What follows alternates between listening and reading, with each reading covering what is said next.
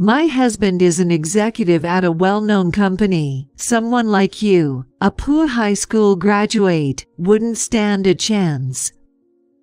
Alex next to me heard that and whispered to me, Cheryl's husband is the sales manager at that famous Royal Insurance. I was quite surprised by these words. Your husband is the sales manager at Royal Insurance, but the name is... Oh, do you know my husband? My current last name isn't Martin, you know. I went by Martin at the reunion to avoid confusion, but now my surname is Green. Does that match the sales manager's name you know? Finally, I understood everything. Life is really interesting. It's full of unexpected events. As I was marveling at fate's twist, an email arrived on my phone at just that moment. I was even more surprised when I saw the email. I can't believe I got this email at this time. Now I can get revenge on Cheryl. When Cheryl heard me talking to myself, she looked at me doubtfully. I told her, too bad, tomorrow's the deadline for the $10 million contract. What? Cheryl looked stunned and confused. Oops, my bad, can't talk more about it. It's business. But one thing I can say, you're going to hell from tomorrow. I smirked fearlessly. My name is Thomas Miller. And this year, I finally turned 40. I was raised in a single parent ever since my father passed away in an accident when I was in the 4th grade. As the eldest son in a large family with 2 younger sisters and 2 younger brothers, we were hardly wealthy compared to the average household. In short, it was a pretty poor family. That's what I decided to work after finishing high school to help ease the family's financial strain. Nowadays, you need to at least graduate from university, or you'll struggle later. You have good grades. It's such a waste. I think you can manage a public university, so please go.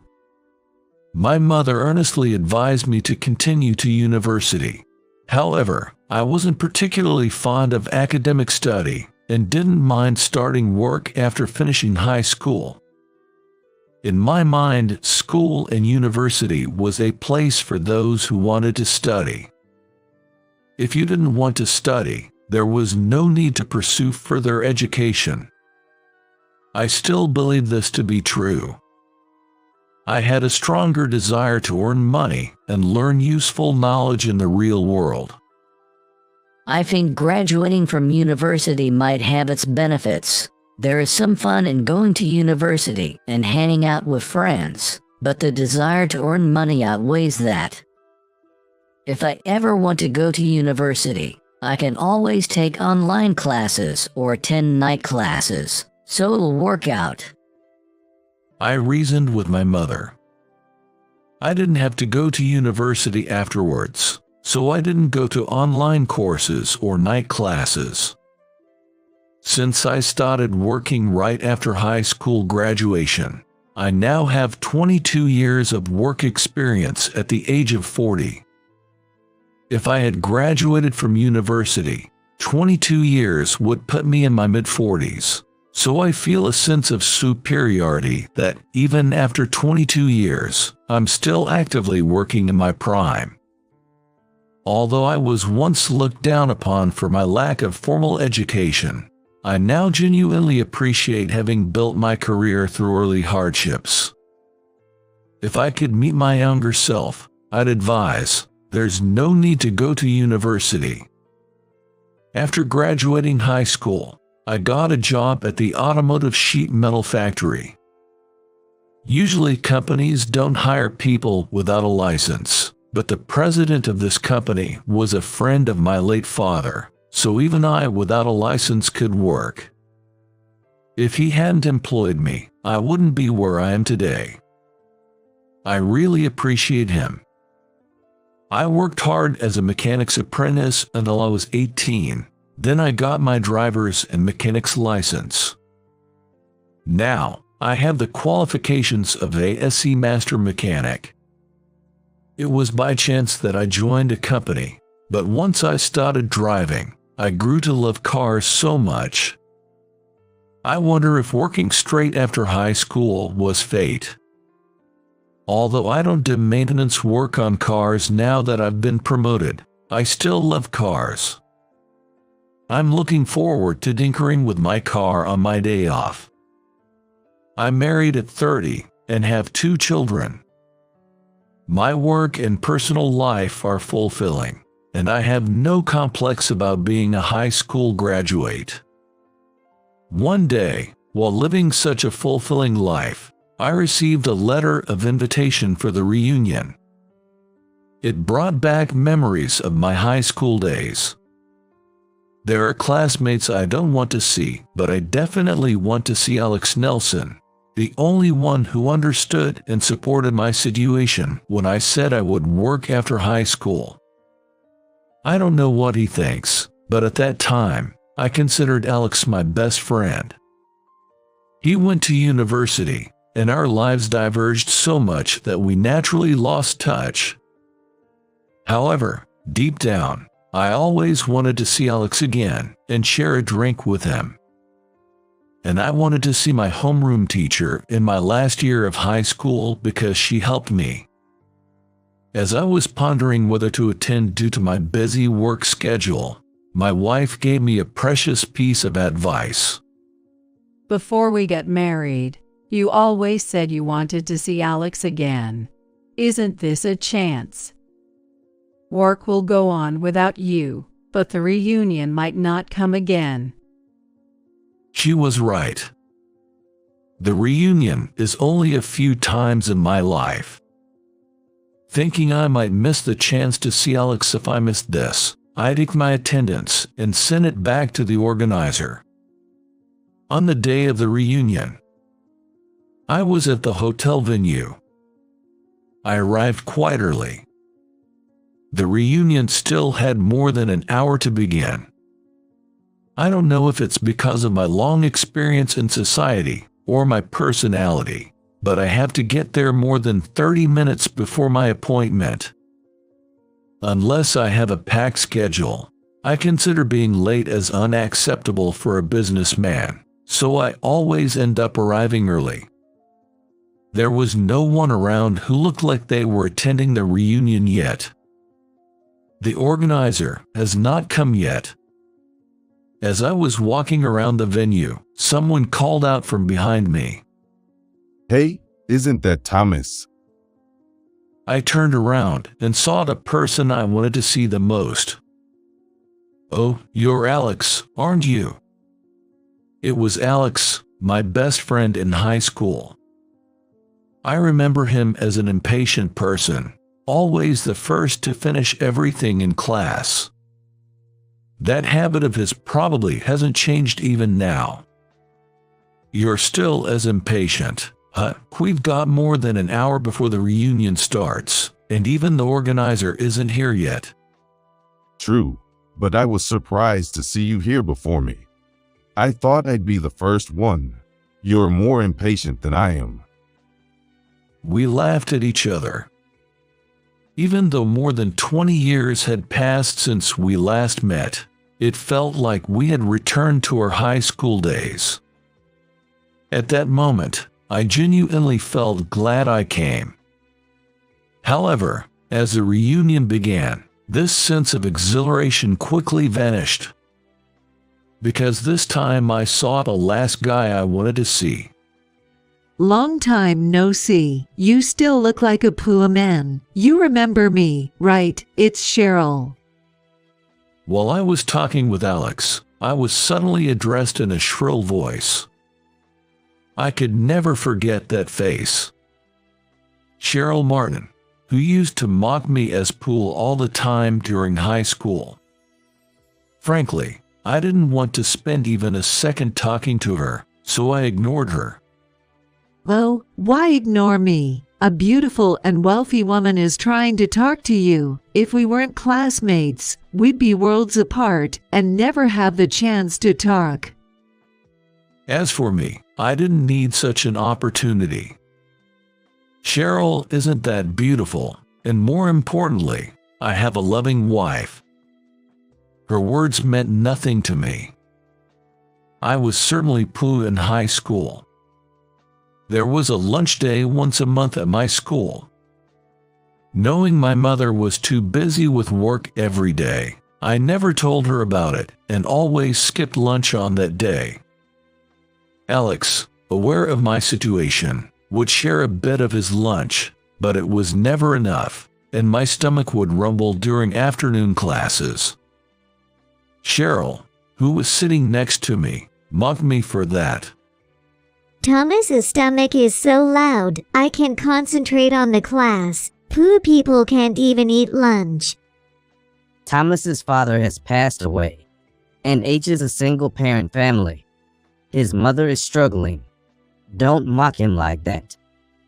Normally, people have insurance or savings for emergencies, right? His family is too poor to have been able to afford it. If you're struggling with money, you should just ask for help from your father's or mother's family, right? If you can't do that, then his family has been poor for generations. My parents were both from single parents, so my family certainly wasn't rich. But why should I be mocked by Cheryl for that? Is being poor a crime? She acted as if poor people didn't even deserve to exist. It was truly humiliating. Only those who have experienced it know what it's like for a teenage boy to have his worth denied in front of everyone.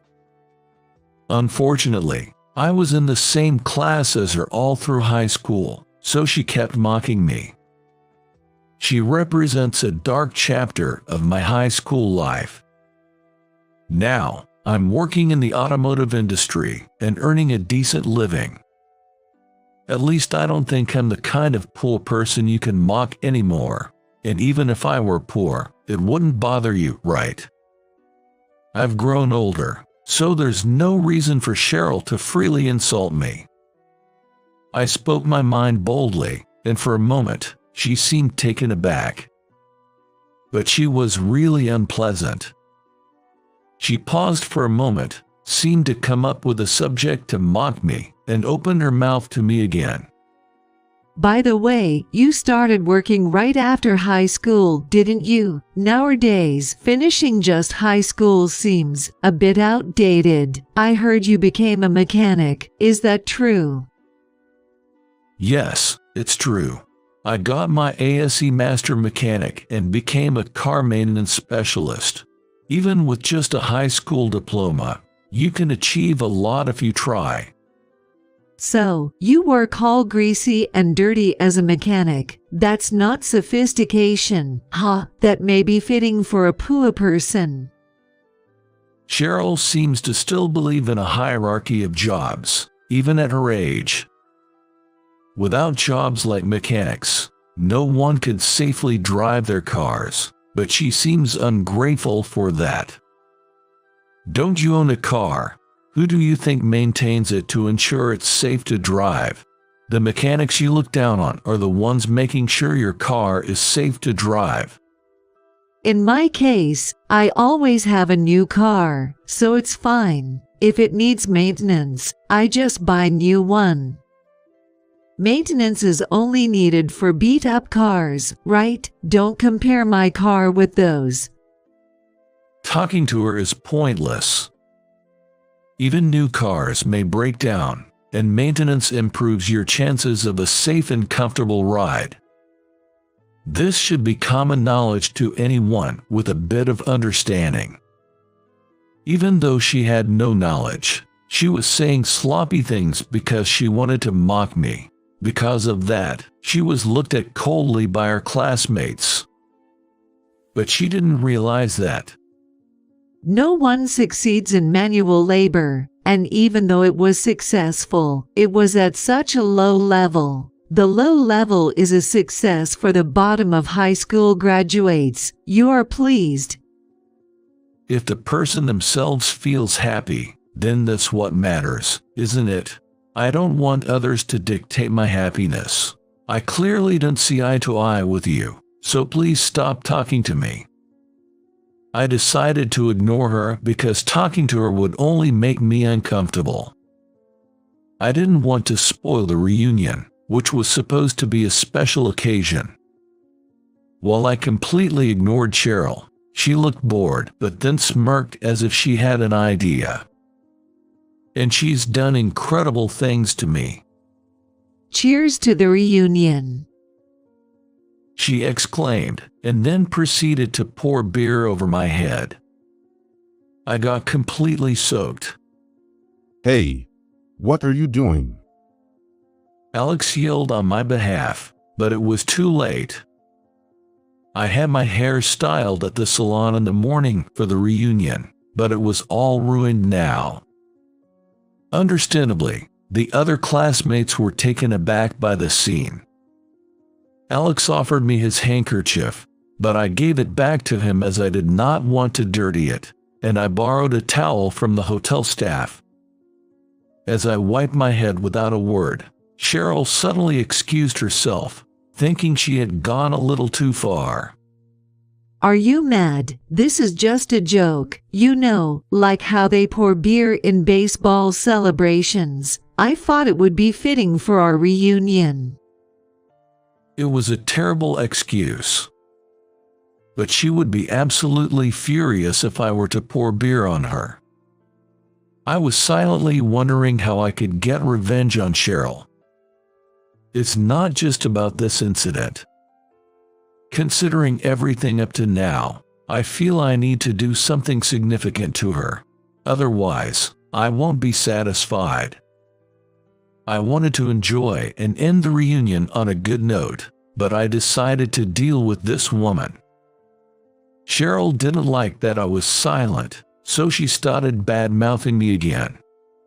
What's going on? Why are you ignoring me even though I'm apologizing to you? I've always disliked your attitude. Poor people can't even understand jokes, so it's really annoying.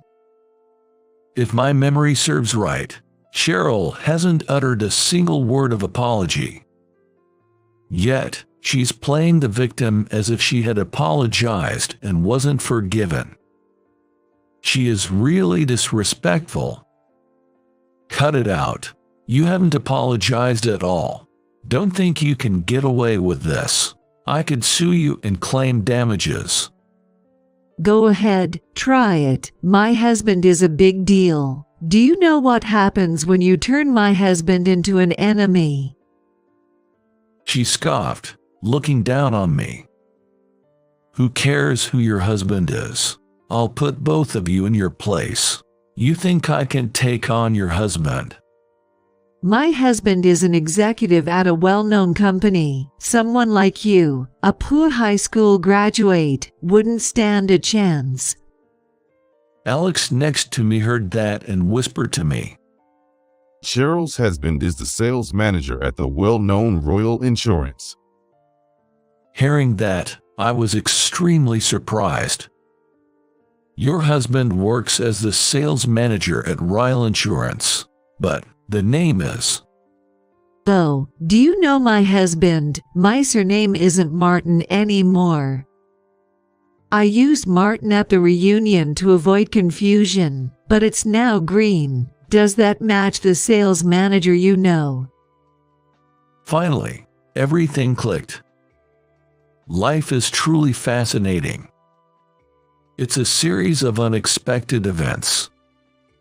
As I was marveling at fate's twist, an email arrived on my phone at just that moment. I was even more surprised when I saw the email. I can't believe I got this email at this time. Now I can get revenge on Cheryl. When Cheryl heard me talking to myself, she looked at me doubtfully. I told her, "Too bad. Tomorrow's the deadline for the $10 million contract." What? Cheryl looked confused. Oops, my bad. Can't talk more about it. It's business.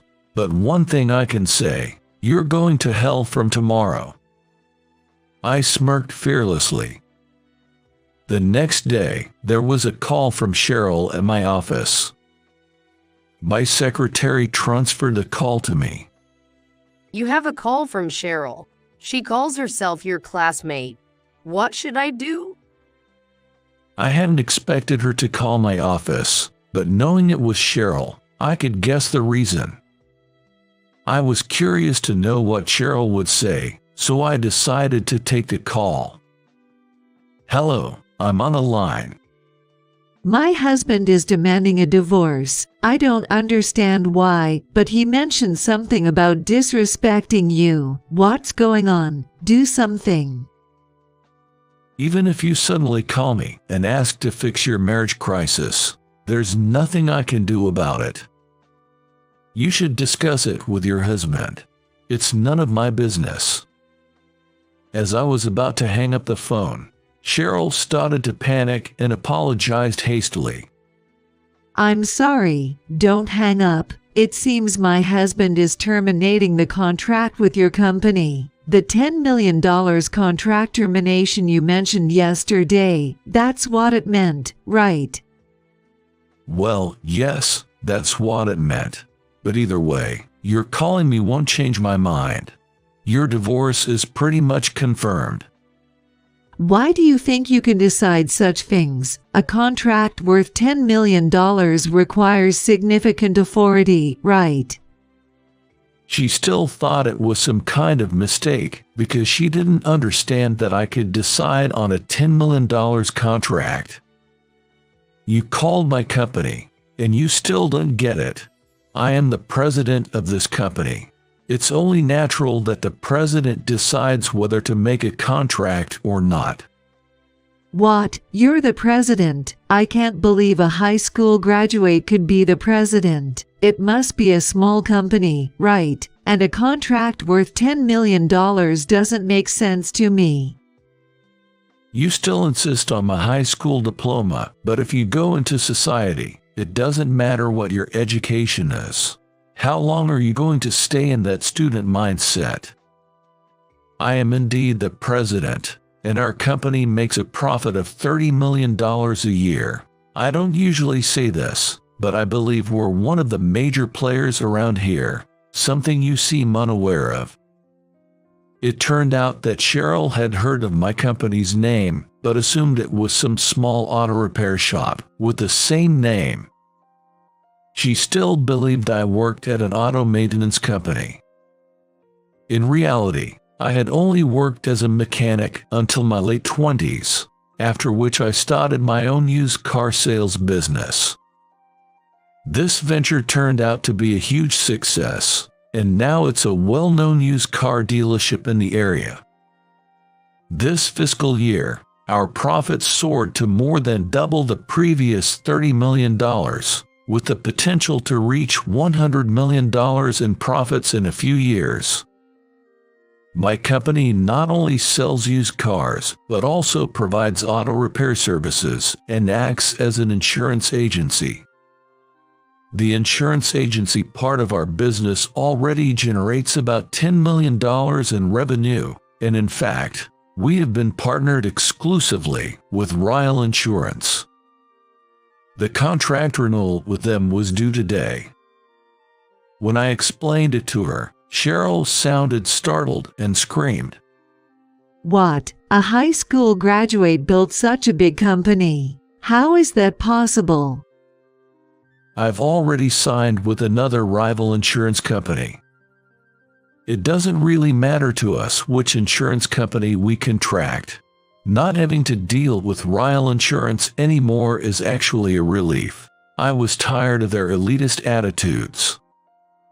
When she listened to my story, she became hopeless and couldn't say anything. But I felt no sympathy. Talking to you further has no benefit for me. I'm hanging up now. As I was about to put down the receiver, Cheryl began to rant hysterically on the other end. but it was also trivial to me, so I pretended not to hear and hung up. The next day, to my surprise, Royal Insurance's sales manager, Jordan Green, accompanied by Cheryl, came to my company.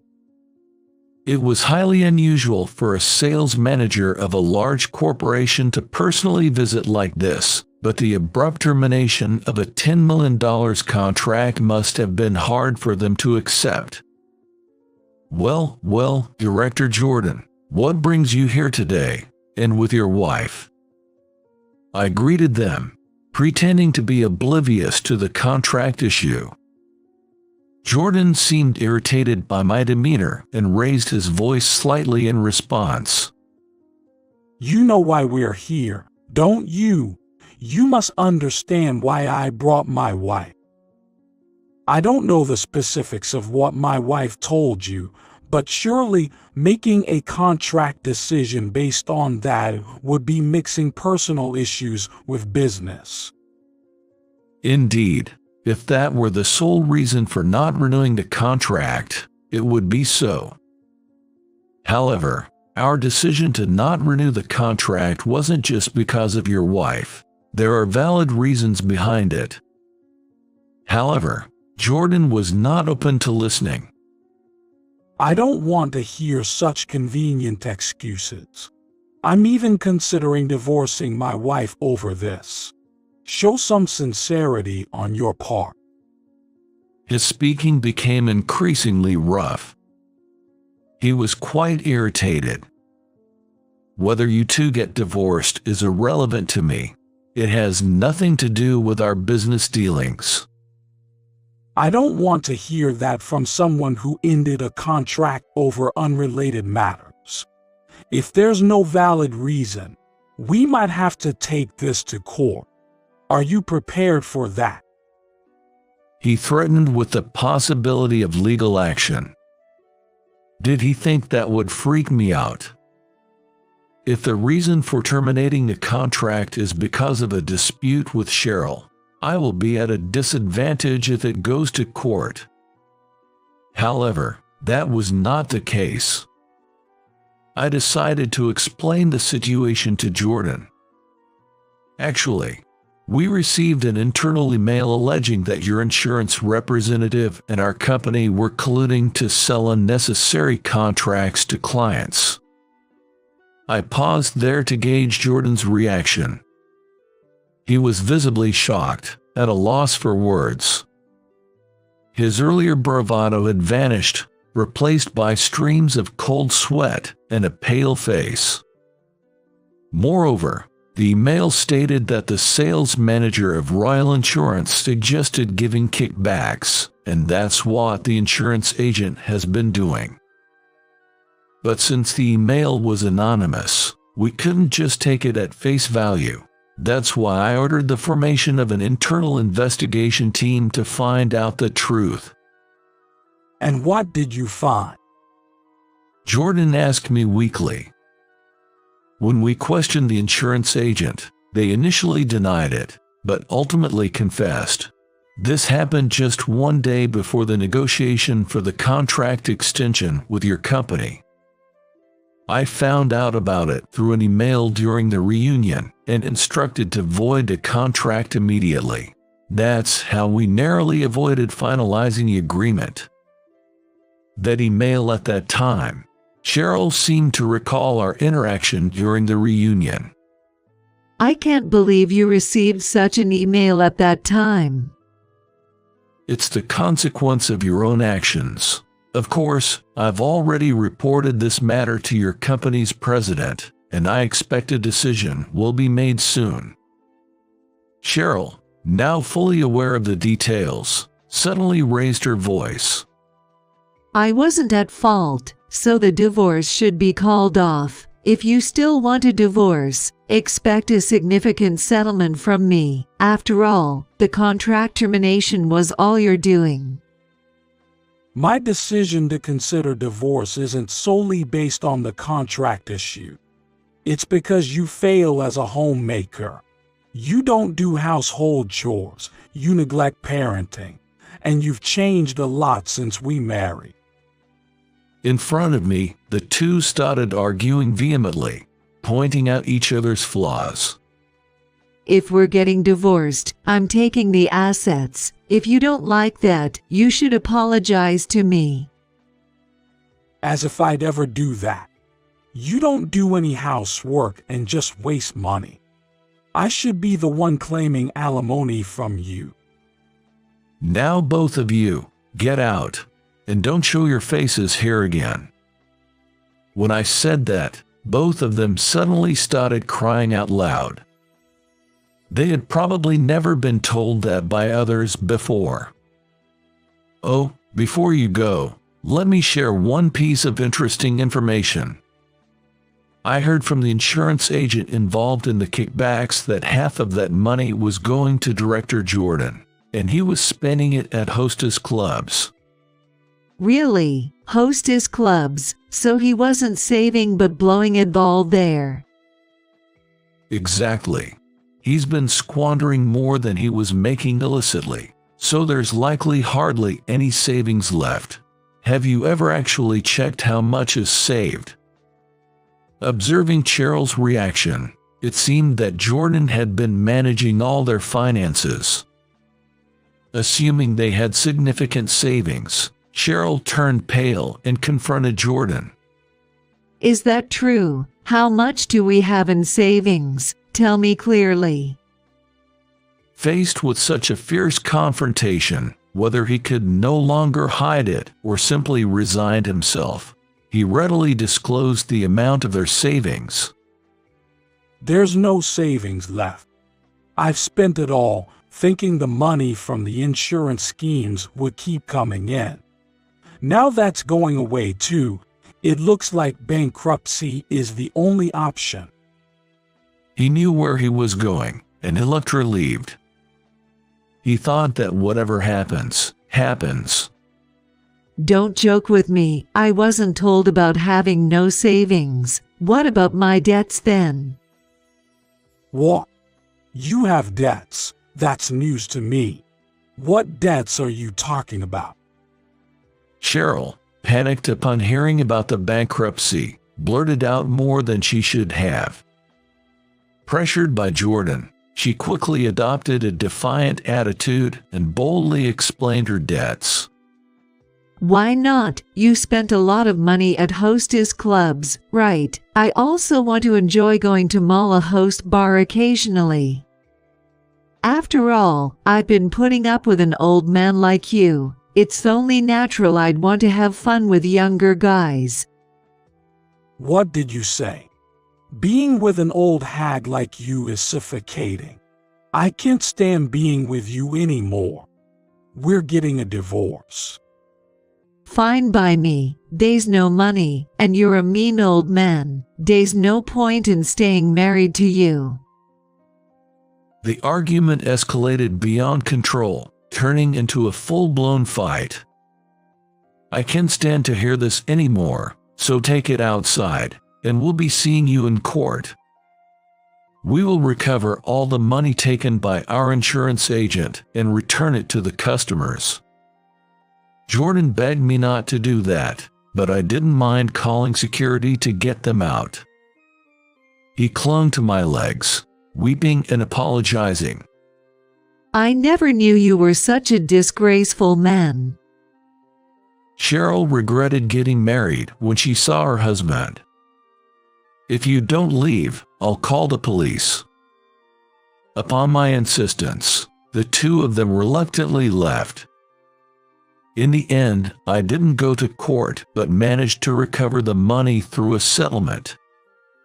I explained the situation to the customers, switched their insurance to more appropriate plans, and our company covered the difference. Of course, we made sure that the insurance agent and Jordan, who received a share of the kickbacks, bore the cost of this compensation. The total compensation was about $200,000, of which Jordan paid about $80,000. Despite this, Jordan had hardly any savings, so he had to take on the amount as debt. From now on, his life will likely be dedicated to repaying that debt. His involvement in the embezzlement became known within Royal Insurance, leading to his dismissal without severance pay. Despite having worked in a top tire company, he found himself unemployed at 50, with no savings and only debts. His misdeeds were known industry-wide, preventing any chance of re-employment in insurance. Having devoted his career solely to the insurance industry, Jordan, now over 50, found himself with zero experience in any other field. Consequently, he ended up becoming a part-time worker juggling 3 different jobs despite his age. However, as these jobs require no specific skills, his salary will unlikely increase, and it's easy to imagine he won't be able to continue as his physical strength declines with age. Even though it's none of my business, I can't help but worry about what he will do. In the end, Cheryl divorced Jordan. Cheryl, having been a housewife for many years without acquiring any skills, faces even tougher challenges. With no computer experience, her employment options are mostly limited to physical labor.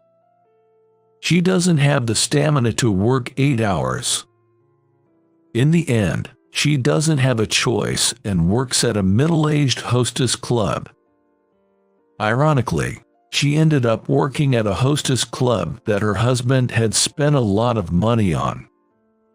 It's hard to imagine how she feels about this. This situation has caused her stress to accumulate, and she ultimately resumed her visits to Mala Host Bar. She has not even completed paying off her debts and going to Male Host Bar. She is now heading straight for ruin. In the end, our company's decision to honestly disclose the insurance issue paid off, significantly boosting our credibility. It was beneficial that the media praised our approach, which garnered public support in our favor. Additionally, at this time, a major used car dealership was exposed for fraud, bringing it to the brink of collapse. Being compared to them likely worked in our favor. Many of their customers switched to us, causing our sales to quadruple and profits to exceed $100 million, securing our future success. I have learned from this incident that in the long run, people who are honest and truthful in their business will benefit.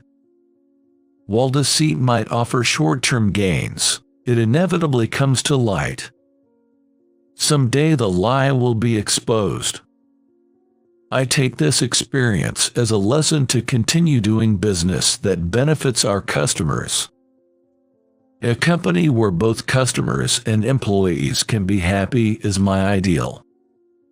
Even if it sounds idealistic, I want to create such a company. Since reuniting at the reunion, I've been going out for drinks occasionally with Alex. Having worked since graduating from high school, I rarely had the chance to socialize with peers. It's a new discovery for me at this age how enjoyable it is to go out drinking with people my own age. I want to cherish my relationship with Alex as well. I aim to enrich both my personal and professional life, striving for a fulfilling journey ahead. There's no seat for high school graduates like you in this event. A loser like you has no place here. Get the hell out of my face. The director gave me a hearty and joyful smile and told me off. I have a lot of things I want to say, but I can't go against my boss, the director of the department. All I could do was to follow his orders. My name is Matt, I'm 27 years old. My mother passed away soon after my birth. Afterwards, I lived with my father until he died in a tragic accident at work. I was just a kid in elementary school when I was taken in by my paternal grandparents. However, the grandparents were involved in a car pileup accident, and they both died. I was in high school at the time, and all my relatives were talking behind my back, saying that Matt brings bad luck, and no one wanted to take me in. For a while, I lived alone in my grandparents' house. I wanted to give my grandparents who raised me such a comfortable life, so I studied hard to get into a good company in the future. But now my grandparents are no longer with me. Studying seems pointless now.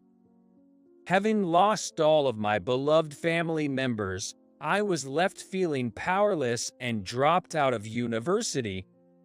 However, I needed to earn a living, so I got a job at the local construction company and started working as a site worker. I worked without thinking until I was exhausted, and then went home to sleep. To forget my sorrow, I just kept repeating these empty days. Then, one day, something happened. How about living with me? It was my uncle from my mother's side who suddenly showed up at my grandparents' house and said that I had lost touch with my mother's side of the family after she died, and I had only met my uncle when I was little. I was confused at first when he suddenly offered me to live with him, but it seems that he is concerned about me. You're still a child. You need to be under the care of an adult. Uncle. Besides, I've been living alone as a single man. I've always been lonely by myself. So I'd like to live together with Matt. He said so and winked mischievously at me. Seeing him like that made me smile for the first time in a while, and I decided to move in with him. My uncle took good care of me. He provided me with everything I needed for clothing, food, and housing, and also gave me advice about work. The company I was working at paid low wages and had a high risk of injury, so he was worried about me and introduced me to a new job. Your father died in an accident at work. As a father figure to you, I'm worried about you. The company my uncle introduced me to was a major corporation where normally someone with just a high school diploma wouldn't be able to get a job. I was assigned to a sales department that was short-staffed and incredibly busy, almost desperate for extra hands. At first, the reaction from others was iffy. Why would a high school graduate join this company? I'll do my best not to cause any trouble. I had learned business manners from my uncle before joining the company and had done all the studying I could. I worked hard, taking full advantage of my knowledge and skills. Plus, the physical and mental strength I gained from my construction job also helped me as a salesperson. Gradually, I started to achieve results, and after a year, I had become a fully familiar member of the sales department. Once I became a member of the team, our company had a great atmosphere and was a comfortable place to work. I hope to keep working here until retirement. Feeling quite comfortable here, I've been thinking about continuing to work at this company for a long time to come. But then one day, an unexpected event occurred. It was early autumn, shortly after I turned 27. Our company's president was promoted to chairman, and the vice president was decided to be the new president. The aim seems to be to bring a fresh perspective into the company and strive for further corporate development. In line with this, there were changes in personnel within the company. The manager of the sales department I belong to has been transferred to a branch office. My elderly mother lives alone in my hometown. I had requested a transfer to the local branch there for a while now, and it's been approved. I'm living and working with my mother from now on. I see. It's sad, but please do your best there too. The manager was a good man that treated even me, who was a high school graduate, without discrimination.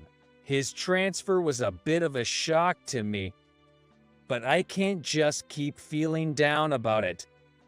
The new manager for our sales department was appointed from the branch office's sales department. It seems that the candidates for the next manager, including the assistant manager and the section chief, are currently handling a significant project and have expressed a desire to defer any promotion. I'm looking forward to working with you all. The new director, Johnson, greeted us with a big smile. At first, I thought he would be friendly and approachable, but Hey you, what's your highest level of education? I graduated from A university. You have a fairly decent educational background. At our first meeting, Director Johnson unhesitatingly asked us about our educational backgrounds. I later learned he judged people by their academic qualifications and either completely ignored those who didn't meet his standards or subjected them to behavior bordering on power harassment. Of course, Director Johnson doesn't like people like me who graduated from high school. You're a high school graduate. I can't believe it. How can someone with such a low-bottom education be in this company and in the head office's sales department? I was assigned to a branch office's sales department. He ignored all my achievements and looked down on me simply for being a high school graduate. Whenever he opened his mouth, it was nothing but insults and foul language. I can count on one hand the number of times he's actually called me by my name, dumping his work on me and only taking achievements from me is his daily routine. You should be grateful I even use a high school graduate like you. His unbelievable actions and words made it seem like he didn't even regard me as human. Moreover, he started sabotaging my work to drive me out of the company. One day, something happened. I was preparing to visit a client where we were in the final stages of consultation. I was planning to use a projector for my presentation, so I packed a USB with the presentation data into my bag. However, why is the data gone? I realized at the last minute that all the data in the USB was deleted. I managed to receive the data, but we started the presentation much later than scheduled. Of course, this left a bad impression on the client. Despite my best efforts, the presentation didn't go well, and I returned to the company disheartened. What's wrong with you? You look so depressed. Let me guess. Your presentation was a failure. It's no surprise. The presentations can't be done without data. As Director Johnson said that with a smirk, I realized that he was the culprit. I didn't mind him disliking me, but I never expected him to go this far.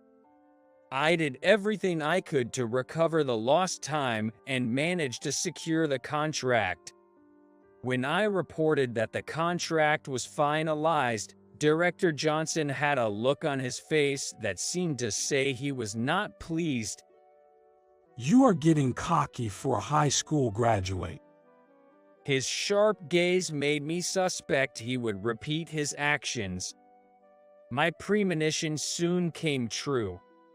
I was heading to a party celebrating the new president's inauguration at the luxury hotel. However, I encountered Director Johnson outside the venue. Why are you here? Well, I was also invited to the party. A useless high school graduate was invited. Wait here. I wasn't allowed to enter the venue, so I had no choice but to wait outside.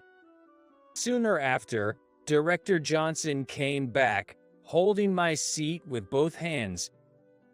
I don't know what the mistake was, but when I checked, there really was a seat for you. You know, trash like you doesn't belong here. As he said so, he roughly put my seat down in the hallway. There's no seat for high school graduates like you in this event. A loser like you has no place here. Get the hell out of my face. Director Johnson grinned and said, I guess he really hates me. I realized that once again, it's impossible not to feel anything after being treated like this, but after all, he is still my boss. As I am just a general employee, I am not allowed to rebel outright. I understood it. I'm leaving now. With just that retort, I immediately turned on my heel and left the scene. However, just 10 minutes later, I received a call from Director Johnson, and I answered the phone with a frown on my face. Hello. Come back here right now. Do I need to come back? But you told me to go away, right? What is going on? Just come back right now. It's an order from your boss. Just then the call ended abruptly. I headed back to the party venue with a sigh. When I returned to the party venue, I saw the new president and his secretary, and there was Director Johnson with a pale face. I'm back, Director Johnson. What happened? When I spoke up, Director Johnson quickly turned towards me and showed a confused expression. Well. I let out a small sigh at Director Johnson's hesitant response. What's going on? I turned to the secretary instead of him and asked her. However, instead of the secretary answering, the new president, who was standing next to her, spoke up first. I heard this fool kick you out. Is that true, Matt? Yes, sir, it's true, President. The new president smiled bitterly and replied to me. Please call me Uncle Bob, like you always do. I accidentally revealed your true identity to this big fool earlier. Hearing the whole story, I couldn't help myself but be dumbfounded. After kicking me out, as the start time of the party approached, Director Johnson was waiting outside the venue for the arrival of the new president. It seems he was trying to curry favor by greeting the new president before the other employees. But then, President, I apologize. There's been a bit of trouble. As the new president appeared, before Director Johnson could greet him, the secretary suddenly stepped forward. Problem? What happened? Actually, the chairman's son is missing. We checked and his seat itself is gone. Matt isn't here yet. What do you mean his seat is gone? Director Johnson's eyes widened at the words of the new president. No seat for Matt. Could it be that? Finding it hard to believe his own speculation, Director Johnson asked the new president, Is this Matt from the sales department we're talking about? The president glanced at his secretary and replied to Director Johnson as if he had no choice. Yes, Matt from the sales department is the chairman's son. The chairman and I have been close personally for years, and I've known his son, Matt, for a long time. Indeed, I've had a long relationship with him. My uncle had legally adopted me and taken me in. However, my uncle had no experience in raising children, and at first he struggled with how to care him. That's when he consulted with Uncle Bob, who was the vice president at the time. We had a good private relationship, and he had a son who was about my age, so he gave my uncle various advice. Uncle Bob was concerned about me, frequently visited my house.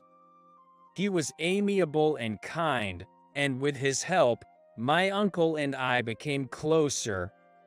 I joined my uncle's company, but I didn't want to be treated specially, so I kept my relationship with him a secret. On the day I first called my uncle Dad, he apparently rushed to report it to Uncle Bob right away. I got a call out of the blue from the president in tears, wondering what was going on. I vividly remember that I apologized to the smiling Uncle Bob, turning bright red with embarrassment, saying, "My father has caused you trouble." It was my request that he attend a party this time, but where was his seat gone? Oh, by the way, only a few executives know about this, so please keep it under wraps. The moment he heard Uncle Bob's words, Director Johnson's face turned pale blue. Afterwards, Uncle Bob and the secretary confronted Director Johnson, who was acting strangely. They learned he had put my seat in the hallway and sent me away. So that's what happened. Why didn't you tell me? Director Johnson, with a mix of anger and confusion, confronted me. I grimaced and kept my distance from him. I asked to keep it a secret when I joined the company because if people knew I was the chairman's son, they would favor me. I wanted to be promoted on my own merits. Plus, if it got out, it would attract troublesome people like you, Director Johnson. I pointed out, leaving him speechless. But maybe I should have been upfront from the beginning. Then you, Director Johnson, wouldn't have resorted to borderline bullying behavior towards me. Did I bully you? Hearing my words, Uncle Bob's face contorted. Deciding it was time to come clean, I revealed all the instances of bullying I had suffered from Director Johnson. As I shared my story, Uncle Bob's expression began to mix with anger. The secretary standing next to him also grimaced significantly. I can't believe we have someone of such low caliber in our company. Before judging others by their education, you should reflect on your own character. Faced with the secretary's relentless words, Director Johnson hung his head. Indeed. I heard you were promoted from the branch office due to your achievements, but from Matt's story, it seems those were not your own. No, it's not like that. I mean, Director Johnson's gaze wandered around with cold sweat dripping down his face. And when his gaze turned to me, he tried to cling on to me with a goofy smile on his face. I was good to you, right? I gave you work and was tough at times, but it was all to help you grow. Disgusted by his unconvincing excuses, I raised my hand to cut off Director Johnson mid-sentence. You didn't delegate work to me. You dumped it on me. And then, calling me a high school graduate, bottom of the barrel, incompetent, you've constantly ridiculed me. How can anyone grow with such horrible verbal abuse? Where in the world can you find someone who could? I've never felt you were good to me. Wait, please. My dream is to be promoted to an executive position. I don't care about that.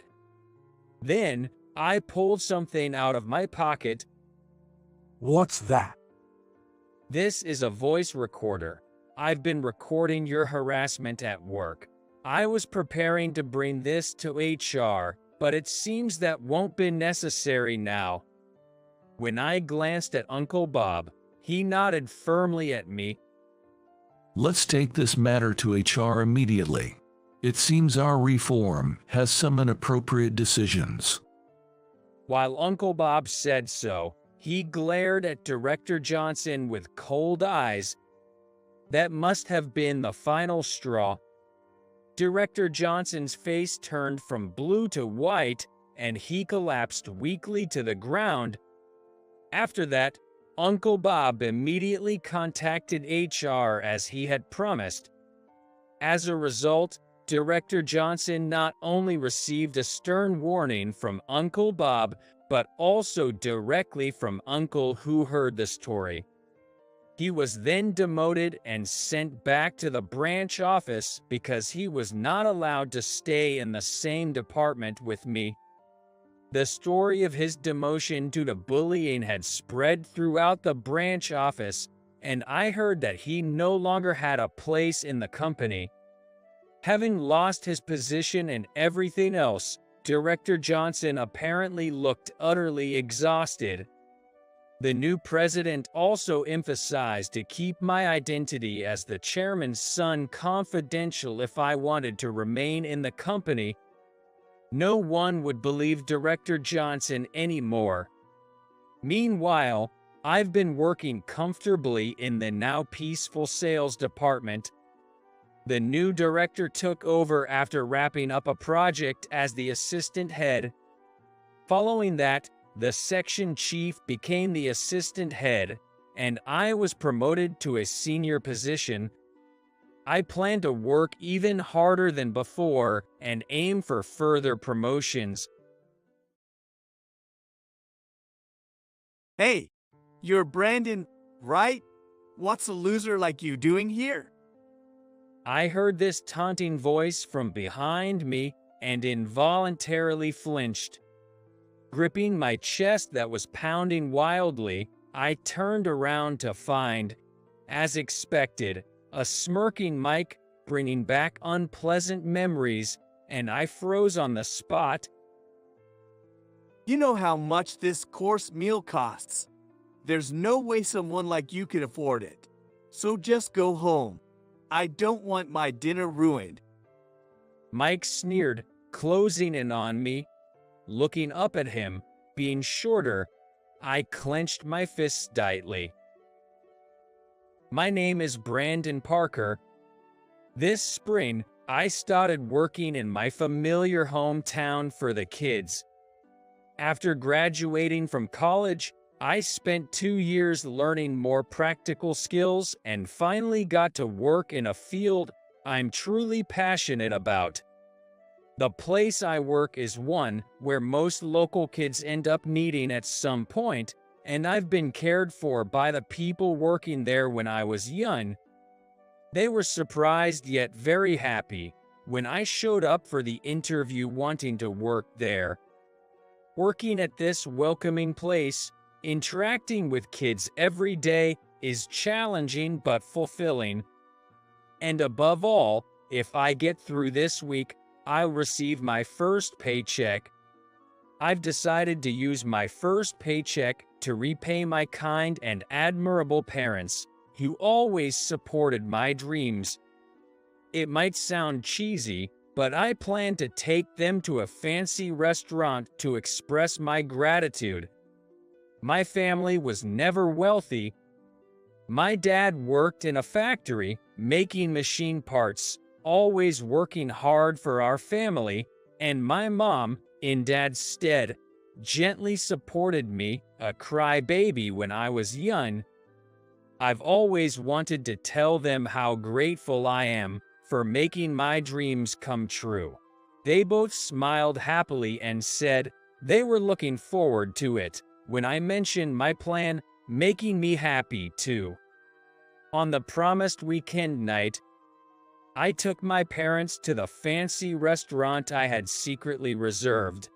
They smiled with joy and surprise, and we reminisced the old memories over delicious dishes. It had been a while since I had such a relaxed conversation with my parents, and I drank a bit too much in the excitement. I got up to go to the restroom. On my way back, though I was smiling, thinking of my parents' happy faces, I was concerned about the occasional somber expressions my mom showed. Why does my usually cheerful mom show such a face? There must be a reason. Lost in these thoughts, I heard a familiar voice from behind. Hey, isn't that Brandon? I shivered at the sound. Suppressing my racing heart, I turned around to see Mike, my classmate from elementary to middle school, and Kayla, a childhood friend, looking at me in shock, and I was paralyzed. As Mike approached me with a smirk, waves of unwanted memories flooded my mind. In elementary school, I was a shy kid who cried at the smallest things. Mike, the class bully, enjoyed teasing me.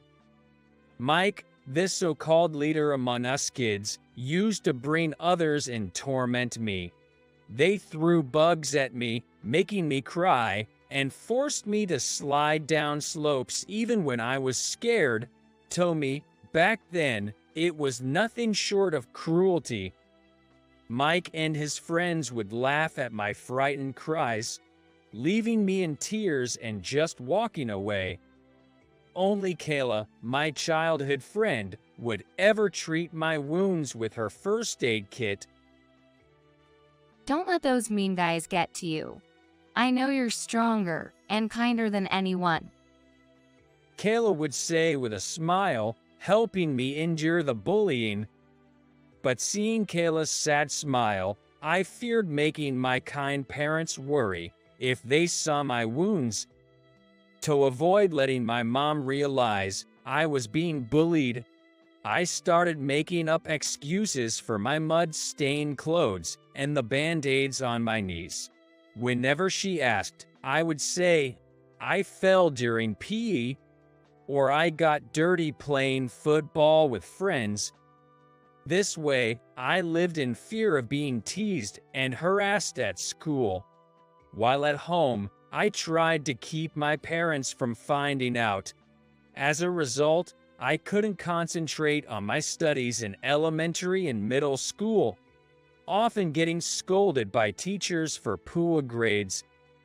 My bad grades became another reason for Mike and his friends to mock me.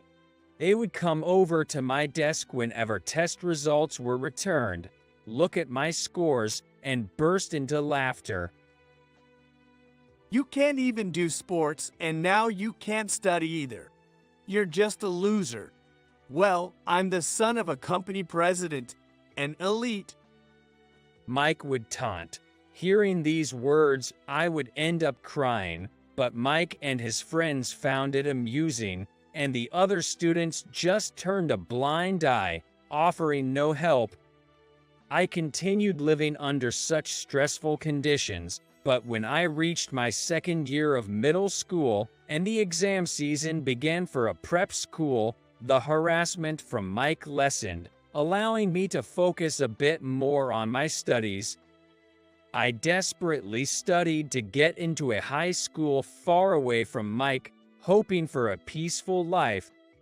Thankfully, I managed to get into a different high school, finally finding a safe and comfortable environment. I thought I had gained some strength to resist such unjust pressure. But now, facing Mike again, my body wouldn't move. My mind went completely blank. Unfazed by my discomfort, Mike continued with a nasty smirk. Why's a loser like you here? Do you know how expensive the course meals are at this place? There's no way you can afford it. You're ruining my dinner with this beautiful lady. Towered over by the taller Mike, I couldn't help but look up at him, frozen and unable to move. trembling and unable to speak. I was just an amusement for Mike. He turned to Kayla and said, "Come on, say something to him. It's embarrassing to have a guy like you as a childhood friend." Kayla, suddenly addressed by Mike, looked at me with a near-tear-full face. Seeing her expression, I clenched my fists and somehow managed to move my trembling lips. "I'm not a loser. Stop making Kayla uncomfortable. I'm not the same person I was back then." As I glared at Mike, he grabbed my shirt in irritation.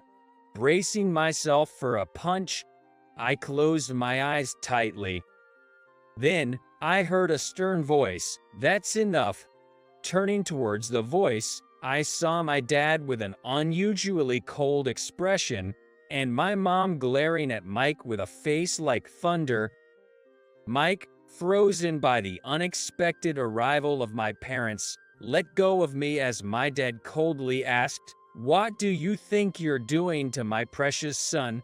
Mike clicked his tongue and turned his back on us. As he tried to leave with Kayla, my dad continued, "Running away now won't change anything. Mike Ellis, I know everything you've done to Brandon. Despite all this time, it seems you hadn't grown up. I'll have a proper talk with your dad. Since your son dared to mess with mine, who will save countless lives as a doctor, Parker Industries will cancel all contracts with Ellis Medical Equipment." At that moment, Mike turned around in shock.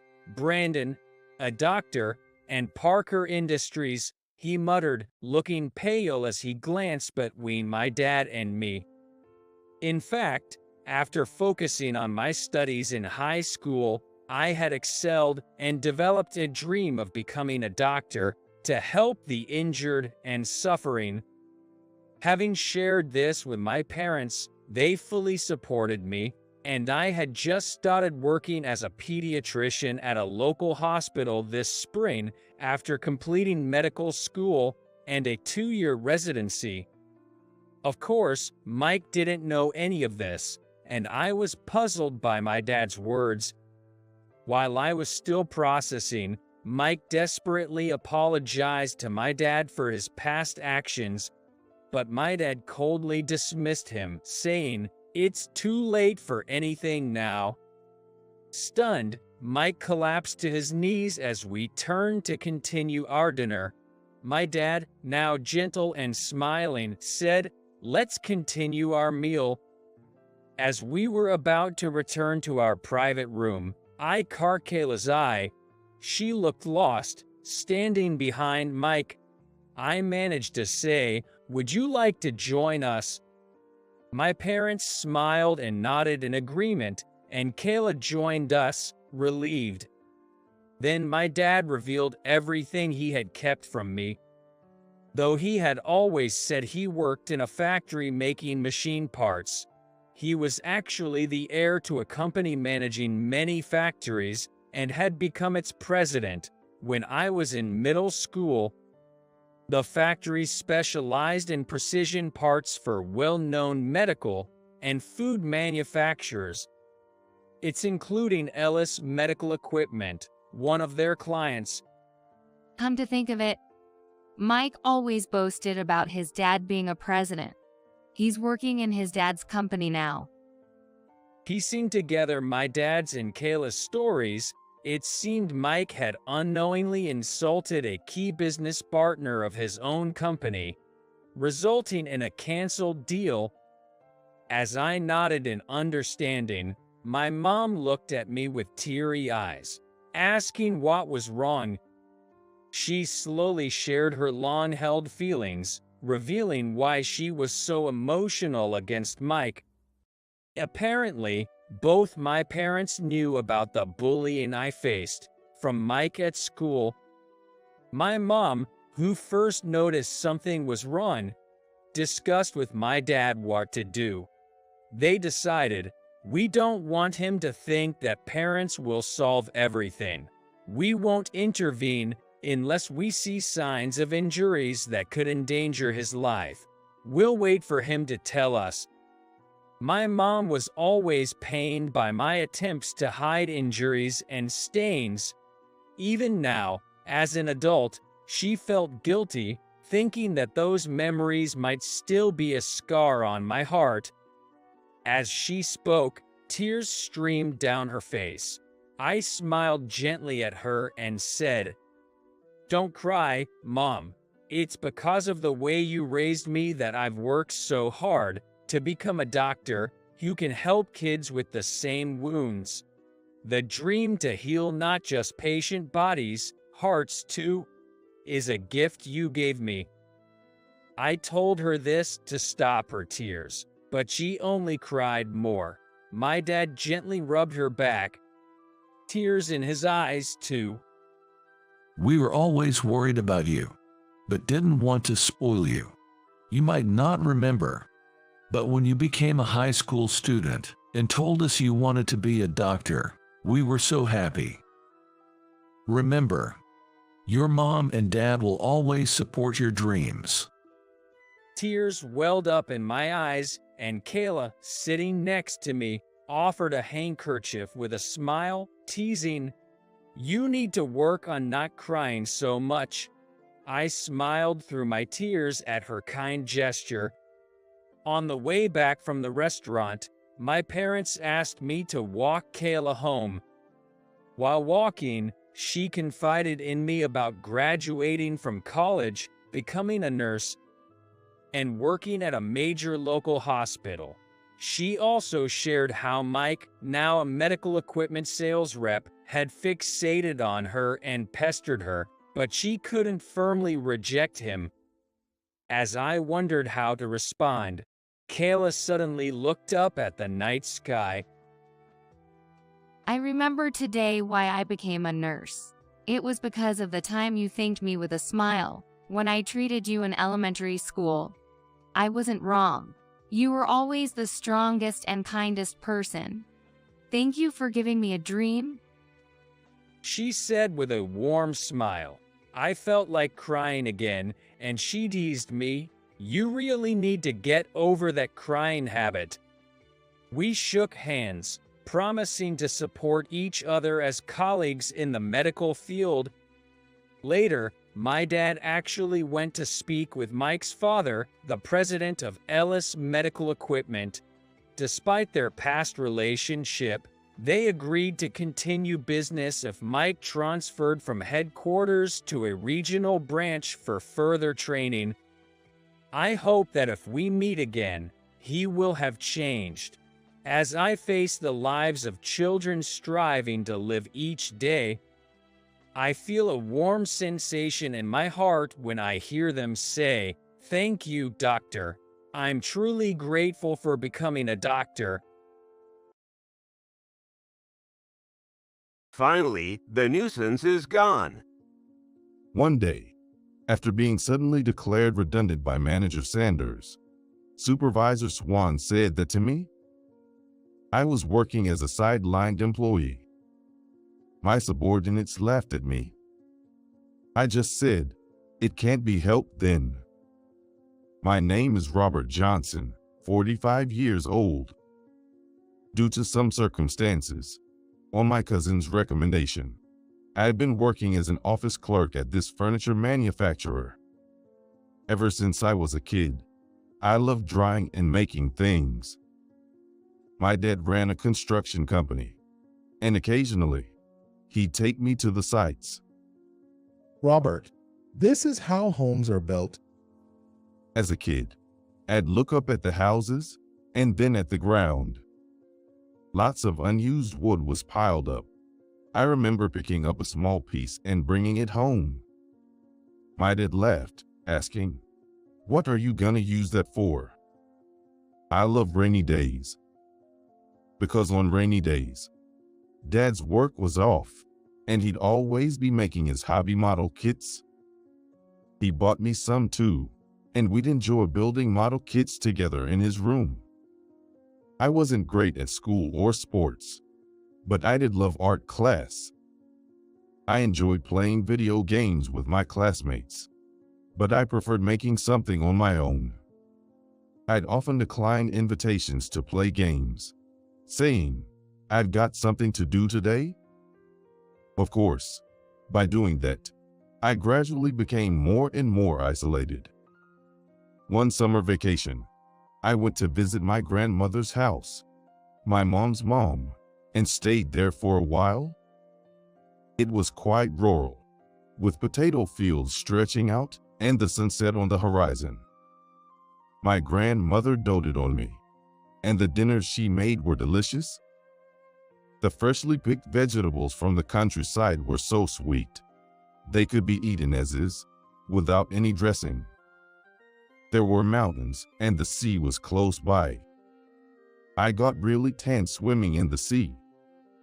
When riding the waves that crashed in, my mom laughed under a wide-brimmed hat on the sand. Tired from swimming, I'd ride back to my grandmother's house in my mom's pickup, where she had made lots of potato salad. Robert, the potatoes from our field are delicious, aren't they? My grandma would ask me. The potatoes, like the other vegetables, were sweet. I devoured them eagerly. That day's dish was stew, with potatoes and carrots from my grandmother's garden. The bath was wooden, and it smelled nice. After taking a bath, I'd often talk with my mom about where we wanted to go the next day, and I'd fall asleep soundly in the bedroom of our country house. There was a mountain nearby, and we decided to visit. Holding hands with my mom, we'd slowly climb the gentle slope. The chorus of cicadas, unheard in the city, could be heard. I felt the sunlight filtering through the trees and breathed in the green air. I found a red flower I had never seen before. While my mom taught me the names of the flowers, we headed to the mountaintop, where many yellow and white flowers bloomed. Eating my grandmother's homemade potato salad and omelet, we sat on a bench, feeling the quiet breeze. As I played around, I was amazed to find out insects in the countryside were 3 times bigger than those in the city. My excitement shot through the roof. My mom hates bugs, but I found myself staring at a big one for a while. Then, we slowly made our way down the mountain, swaying in the pickup truck. There were many pickups at my dad's construction site, but it was my first time riding one, so the swaying was really fun for me. Thinking back, my dad's car was quite luxurious, with hardly any shake, and that was normal for me. On the way back, the sunset over the potato field horizon again dyed everything orange. The potato fields, like a green sea, waved in the wind against the orange background, looking so beautiful. Then, I enjoyed my grandmother's dinner and drew pictures of a blue sea, green trees, and the sunset horizon on drawing paper. Robert, you're really good at drawing. My grandmother would praise me. As I explored the spacious countryside house, I felt something was off. I realized what it was. My grandmother's house was filled with old furniture. Everything was made of wood, and I captured the old furniture with an instant camera. The next day, I told my grandmother, "I'll come again," and once again spent a long time on the train. I fell asleep, but before I knew it, my mom woke me up for the transfer to the city. The view from the train slowly changed to the cityscape. The countryside sky had been a clear, beautiful blue with white clouds floating, but the city sky, despite being clear, looked gloomy. I entered my room, cleaned up the scattered wood, and drew pictures of the old-fashioned furniture from my grandmother's house. After that, I had a mountain of homework other than art to finish. I gradually completed it, but I really struggled with studying. Summer vacation ended, and I submitted my picture diary and homework. Then, the school I disliked started. In the higher grades, during a home visit, my mom was distressed because my teacher said I was falling behind in my studies, and she consulted with my dad. I had a classmate nearby, my dad's sister's son, Ken, and my dad suggested I go to a tutoring school with Ken. After tutoring, we'd go to a nearby home improvement store to buy wood glue and small nails with my allowance. I quickly finished my school homework and made miniature furniture with wood I brought from my dad's site. My room became more of a workshop than a study room. When my family went out to the mall, I'd head straight to the furniture section to look around at various furniture. I was really interested in furniture. My parents said I was a bit different, but on days without tutoring, I'd draw the furniture I remembered and make miniature furniture by myself. On rainy days, I still enjoyed making model kits with my dad. Although I worked hard at tutoring, I also got deeply into my hobbies. Several times, Ken came to my house and suggested, "Let's play games." But I told him I had other hobbies, and he entered my room. Huh, this is the model kit I like.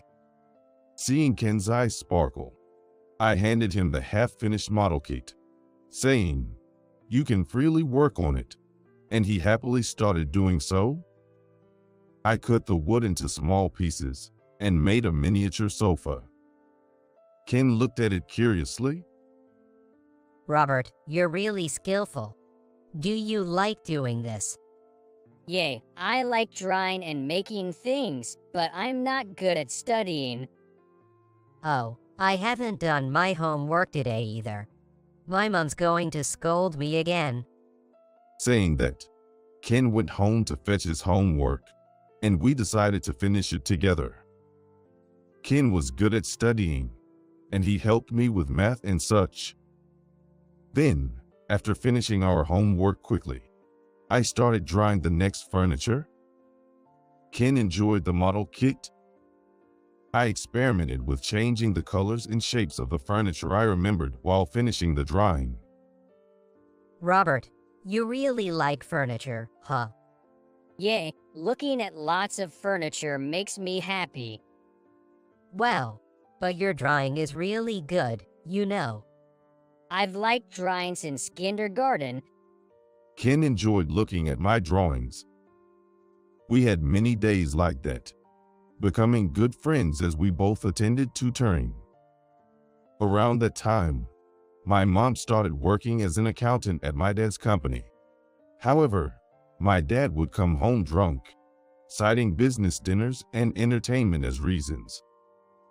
I would go to bed early, but I started waking up to the sounds of my parents arguing in the middle of the night. My mom worked hard during the day and took care of the household diligently, but my dad would come home late at night or even in the morning, and my mom always waited up for him, despite his bad drinking habits. If my dad had just come home and gone to bed quietly, it would have been fine, but he was so drunk he couldn't even find the sink. Watching him, my mom would guide him, often in a loud voice, "The sink is over here," and guide him when he mistakenly headed towards the balcony, while being irritated all the time. Despite hardly sleeping at night, my mom still went to work conscientiously. The arguments between my mom and dad were endless. Waking up at night, I'd distract myself by studying for tutoring and drawing furniture. I often rode my bike alone to various furniture stores.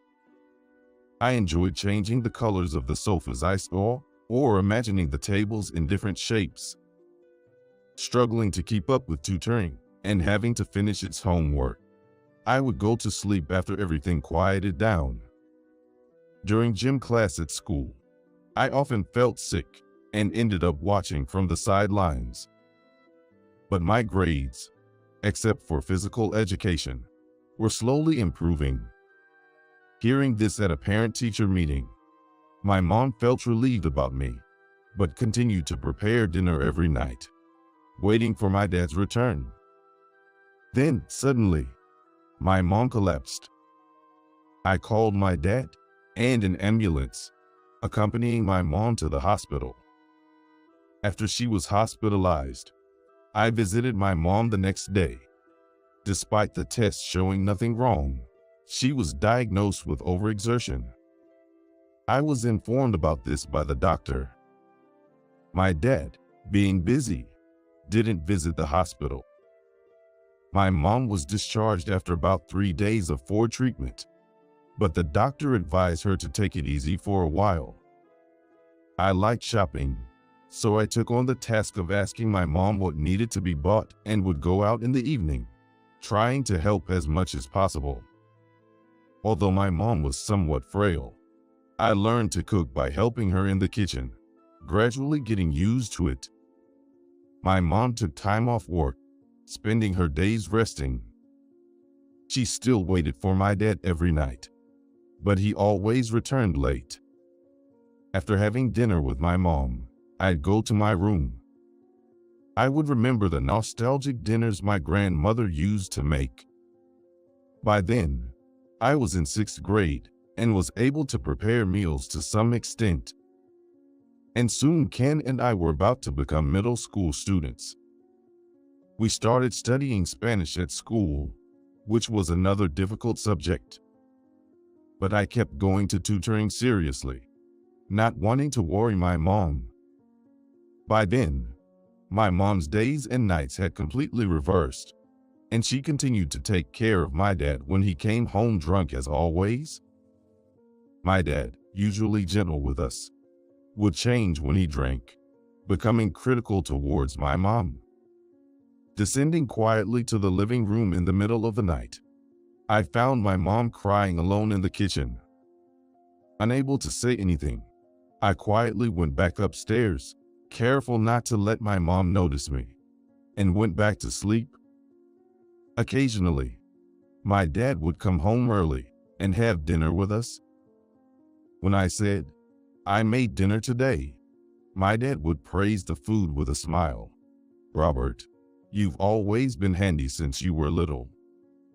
One morning in my 2nd year of middle school, I woke up to find my mom gone. A neatly arranged dining table had a piece of paper and a letter on it. The letter, written by my mom, read, "I'm tired of living this life." The other piece was a divorce form. I understood what was happening. Then, I woke my sleeping dad up. Dad, Mom has. My dad slowly got up, and I told him about the letter from my mom on the table. After quietly drinking his coffee for a while, he was seemingly deep in thought. I had to leave for school before my dad left the house. After school, I hurried home and called my grandmother's house in the countryside. Grandma, are you okay? Is Mom there? Robert, is that you? Hold on a moment. After my grandmother said that, my mom came to the phone. Robert, I'm sorry. I just got tired of arguing with your dad. That's okay, I understand. I'll come visit you there again. I hung up the phone quietly. But as I did, tears began to overflow. Then, I went back to my room and opened the window. The cold winter wind entered, chilling my body all at once. I still couldn't accept the reality. I went downstairs and out to do some shopping. I managed to make a simple curry and went to tutoring. I wondered in my heart if my dad would be late again that night. I ate the curry alone at the dining table. Then, I secluded myself in my room again. Ken seemed to notice that I was different than usual at tutoring, although I tried to act normal. That night, he came over to my house. Robert, is something wrong? How's your mom feeling? My mom will probably be okay. She went back to her parents' place. Oh, your mom's parents' place is in the countryside, right? Yeah, it's a beautiful place by the sea. She'll probably rest there for a while. Maybe she won't come back here. As I said that, my voice trembled and my eyes grew warm. Ken, seeing me like this, seemed to understand the situation. Being isolated at school, my cousin Ken felt like my only friend at the time.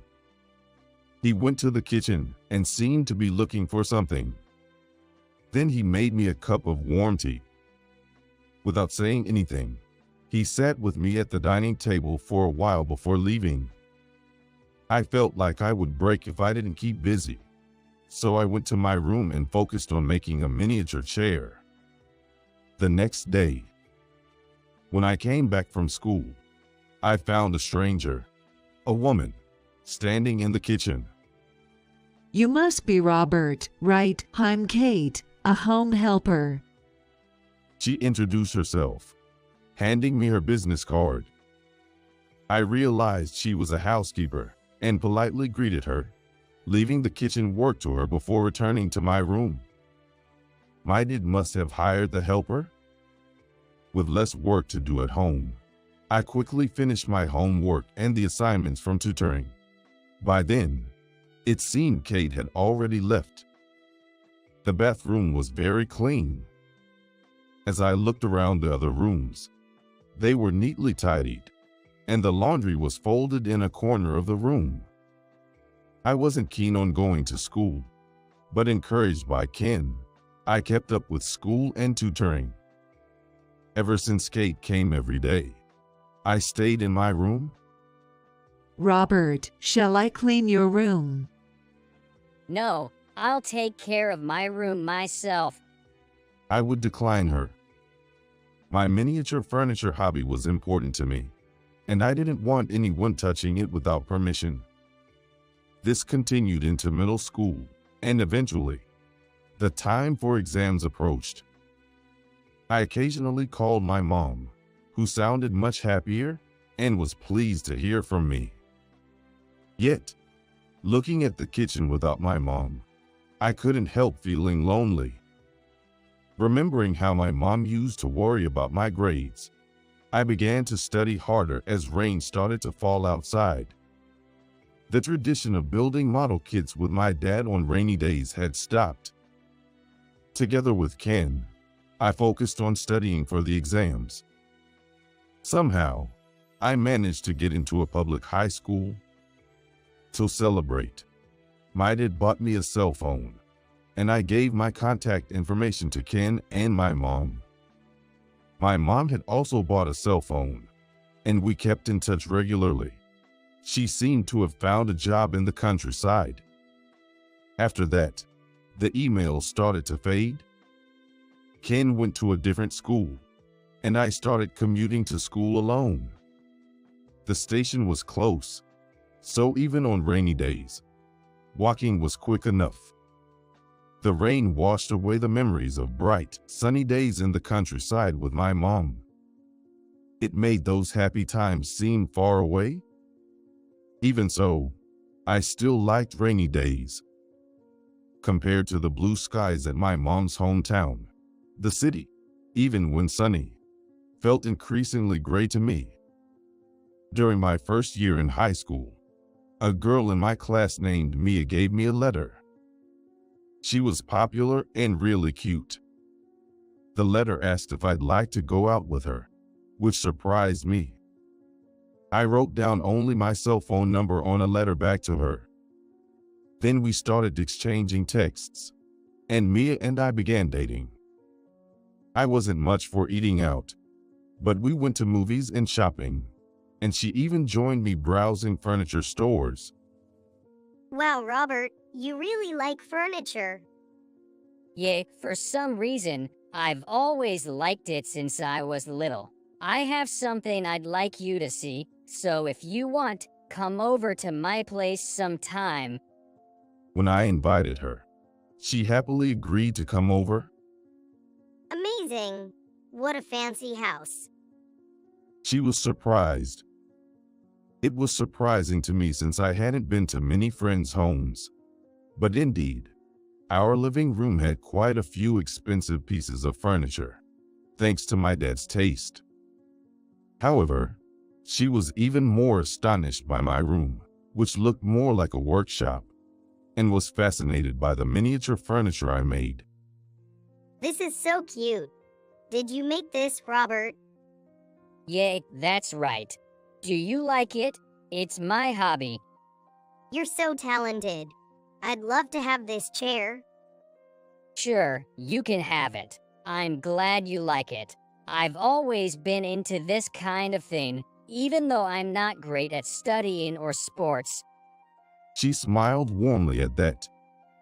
Even when we went out to see a movie, I always found myself looking at the furniture, and she started to take an interest in it too. Our conversation flowed easily after the movies. The Western-style furniture in today's movie was really nice, wasn't it? Did you think so too? Feeling understood about my hobby made my heart leap. Although we didn't eat out much at first, we began enjoying various conversations over meals at diners and singing at karaoke bars. She was good at Spanish and talked about wanting a job where she could use it. I didn't really have any career dreams.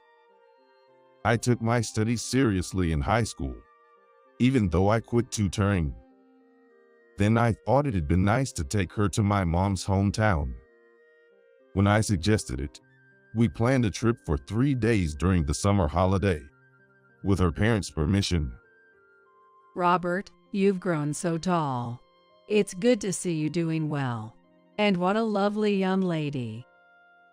I'm Mia, currently dating Robert. Nice to meet you.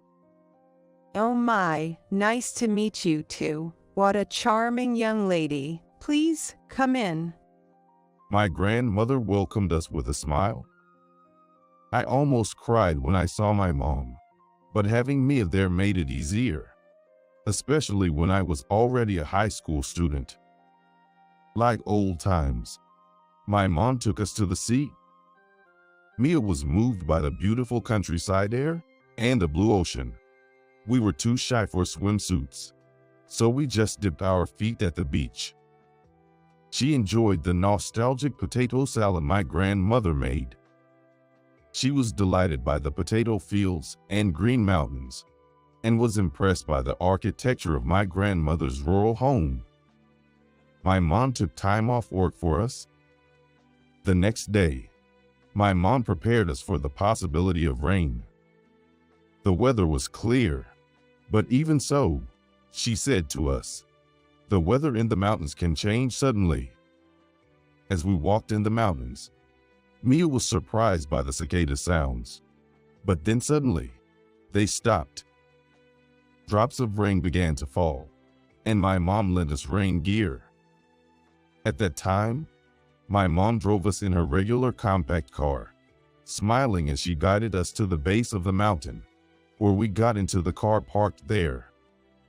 Both my grandmother and mom really took care of her well, making it a fun trip. It was really fun. I'll come again. She said that as we left my mom's family home.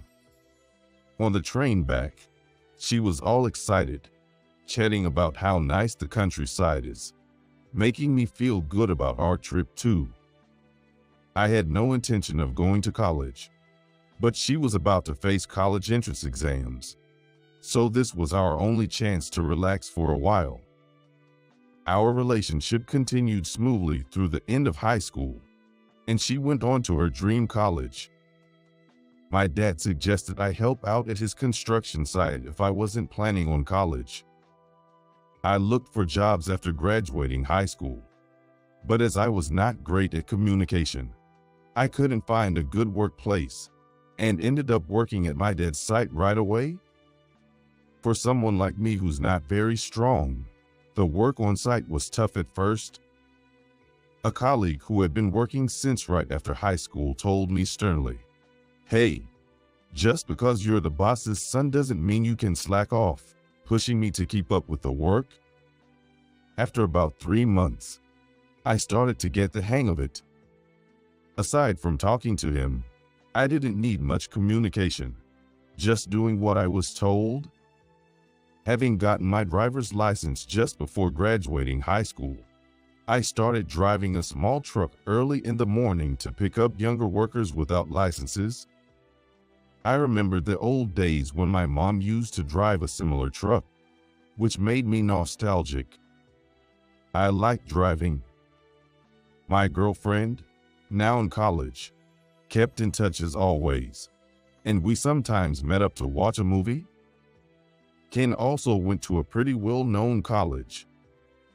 One day, a woman named Rachel, 3 years older than me, appeared at our home. After finishing work and talking with my dad, he announced, "I'm going to marry Rachel." I didn't oppose their marriage. After all, marriage is a personal choice. Thus, Kate, who had long been helping us, was transferred to another household. I couldn't bring myself to call Rachel Mom, so I just referred to her as Rachel. This new living arrangement started, but I just couldn't feel comfortable in this house anymore. The traces of my mom and dad from the old days seemed gone. When I begged my dad to let me move into the company dormitory, he agreed. I was glad since I wanted to live alone. Having cooked since I was a child, I had no trouble with cooking for myself. My girlfriend occasionally visited, enjoying the meals I cooked, and praised my cooking as we spent time together in the kitchen, making my solo living space a place where I could immerse myself in my hobbies. On my favorite rainy days, which were my days off, I would come up with various ideas, drawing new furniture designs. She always enjoyed discussing colors, saying things like, "I want furniture like this when we get married someday." Before we knew it, she graduated from college and landed a job at a multinational company she had dreamed of. I kept living my life cheerfully every day. Even though Sundays were work days for me, she would invite me out for meals on days I finished work early. And eventually, she proposed to me, leading to our marriage. The following year, we were blessed with a lovely daughter. My lonely life was then filled with a family. Since my salary was quite good and she decided to continue working, we asked my dad to help us build a custom home. We lived happily, and our daughter grew healthily from daycare to elementary school. I continued my hobby, but then Ken called me out of the blue. He had joined a fairly large furniture company and remembered my hobby. Why not design your own furniture? Encouraged by him, I enrolled in an online vocational school to learn computer-aided design. I improved my skills in sketching and CG. I eventually completed the designs and earned an interior designer qualification. I had been doing well at my dad's company, but one day, I slipped and fell on my way home from work, suffering a complicated fracture in one leg. The pain was unbearable. After a long surgery, I found out I wouldn't be able to walk as before. Unable to work on site with my limp, I was restless, and that was when I was 39. My daughter had entered middle school. I decided to contact Ken. Then, he mentioned that a subsidiary of his company could introduce me to an office job. I took the opportunity and joined a furniture sales company. Walking slowly and mostly capable of organizing documents on the computer, I found myself sidelined, much like a window seat employee, as I passed the age of 40. I was always being scolded by manager Sanders. "Hey, Robert. Just stick to cleaning the office." Understood. That was the sort of menial work I was stuck with. I was never great with communication in the first place. As such, I have apparently come off as unfriendly to others. I could hear Supervisor Swan and the other employees whispering, "Really? That guy is useless," and laughing. However, for my daughter and wife's sake, I couldn't quit my job. I was doing my best, creating documents and conducting sales on the computer behind the scenes, unbeknownst to anyone. Then, one day, Hey, Robert. You're really slow at everything. I understand your leg is a problem, but the staff is having a hard time. You, being practically a non-contributor, are fired today. At 45, I was suddenly laid off. Finally, the nuisance is gone. They laughed along. Well, I'm fired, but what happens to this company is now none of my concern. Fired her, I understand. Thank you for everything.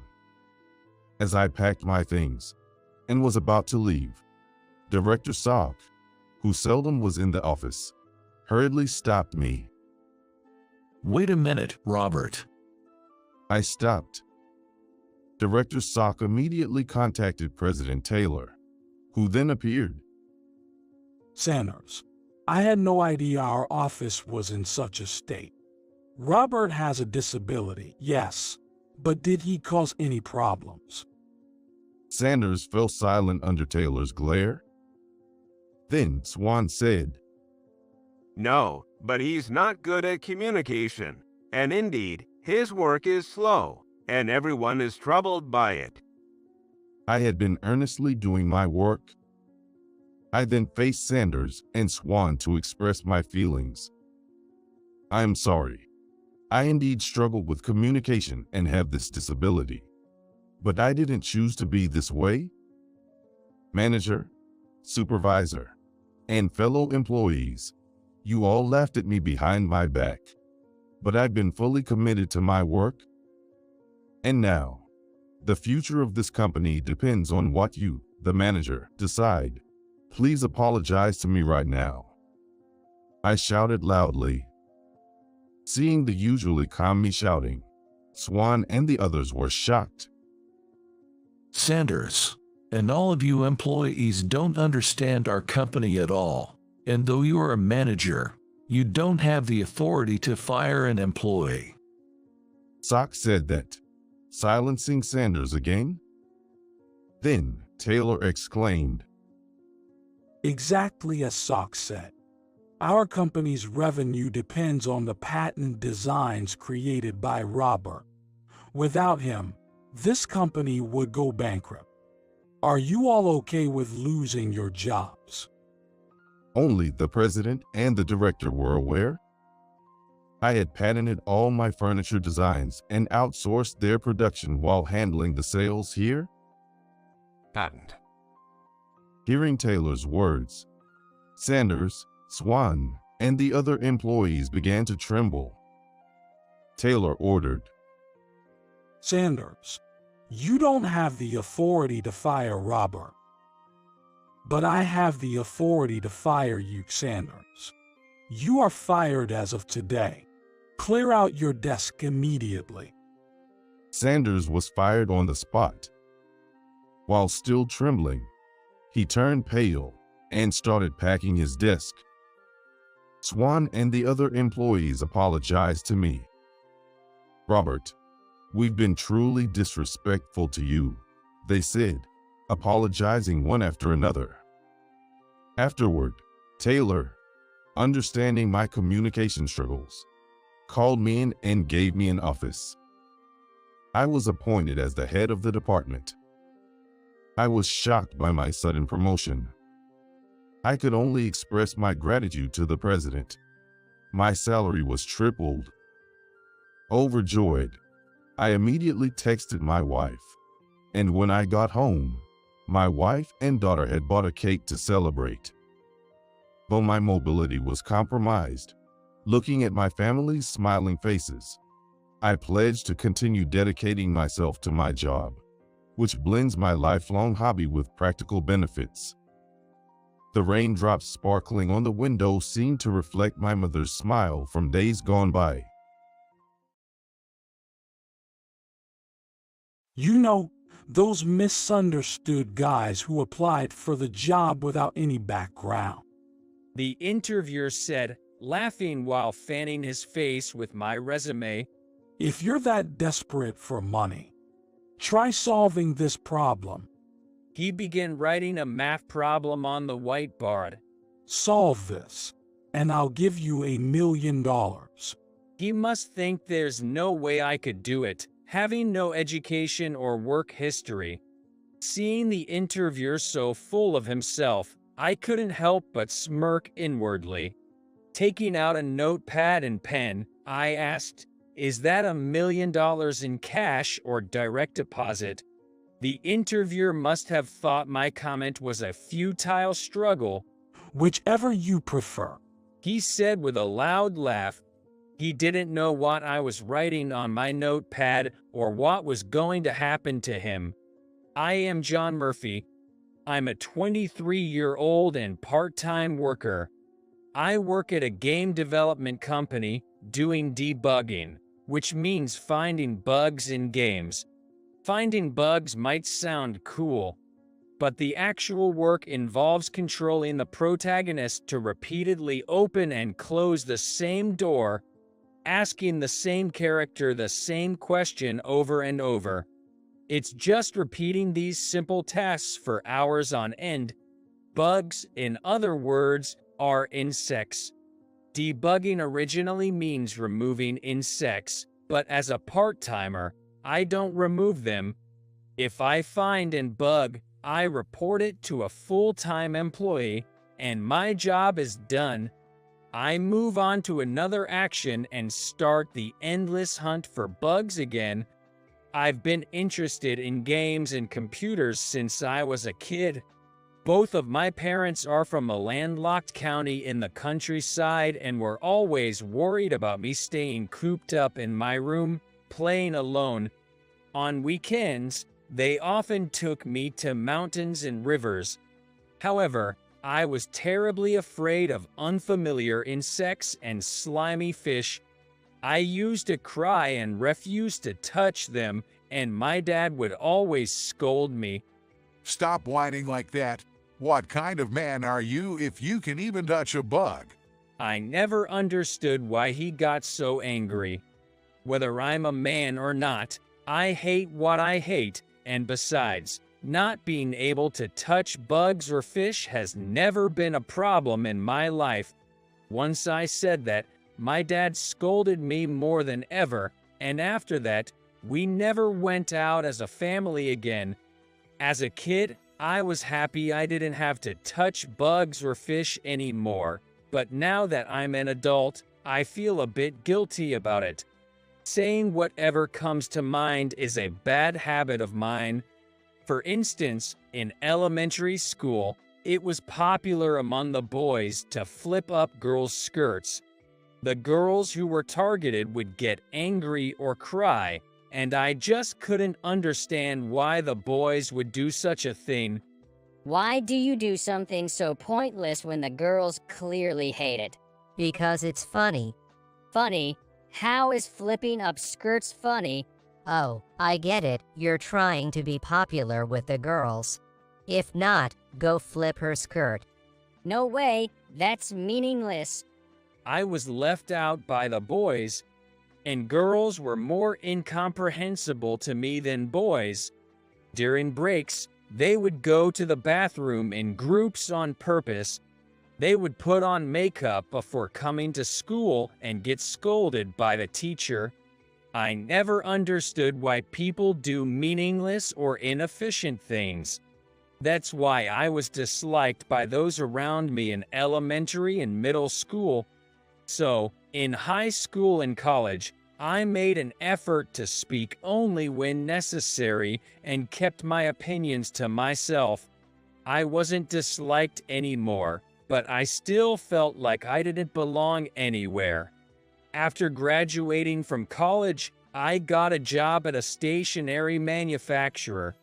I hadn't done well in school, but a company is a place to make money. The more efficient, the better, and I thought if I could be useful in that regard, I would surely be appreciated.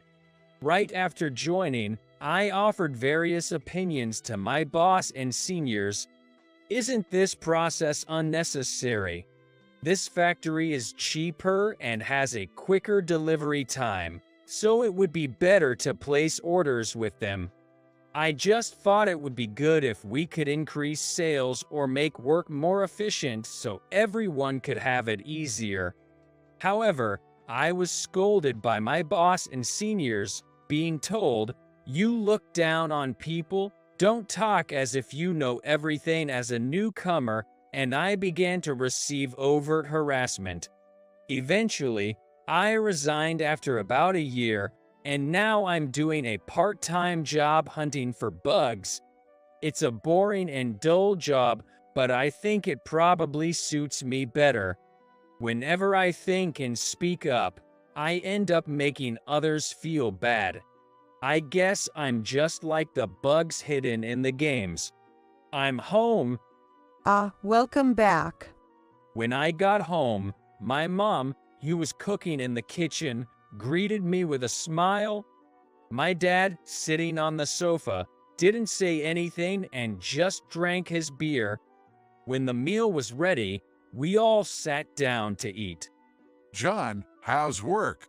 It's just normal as usual. Are you job hunting? You can be a part-time worker forever. I won't be able to work forever, you know. It's still fine. He only left his last job not too long ago. It's because you spoil him. When I was 23, I worked hard every day from morning till night. My father indeed worked harder than anyone else. As a child, there were many days when I didn't know when my dad left for work or when he came back home. Even when we used to go to the mountains or rivers on weekends, he lived such a life, so he must have been incredibly tough even in his younger days. From such my dad's perspective, I must look very disappointing and unreliable now. John has talent. There's no need to rush. I don't have any talent.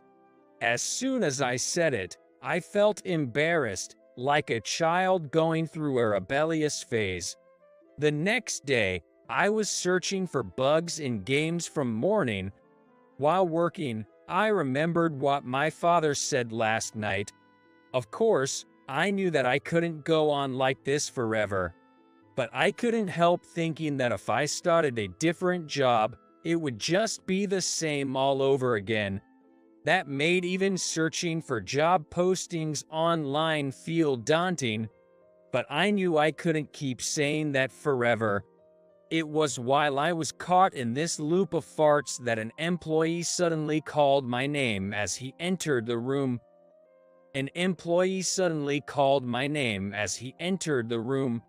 Yes, what is it? Worried that I might have made some mistake, I hurried over to him, and he walked me out of the room looking more flustered than me and said, "Your family called. Your dad has collapsed and is in a hospital. You need to hurry there." "What? Okay, I got it." I grabbed my belongings from my locker and rushed out of the company. Dad has collapsed. Why? What caused it? An illness. All sorts of unpleasant farts swirled through my mind as I stumbled into his hospital room.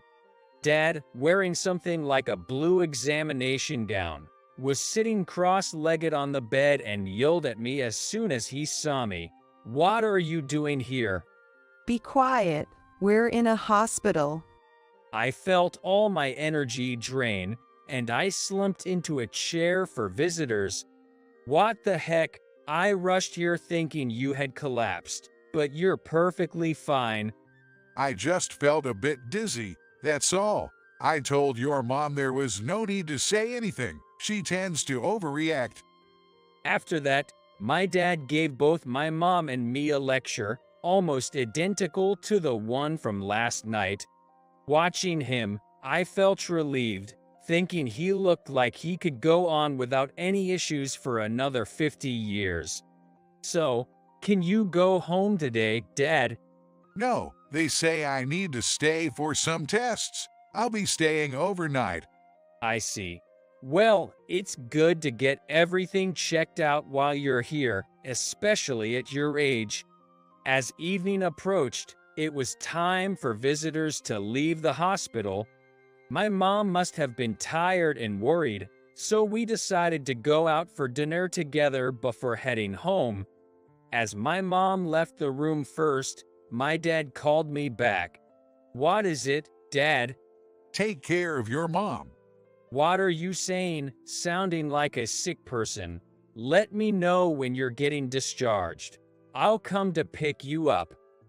That's not necessary. Prioritize your work.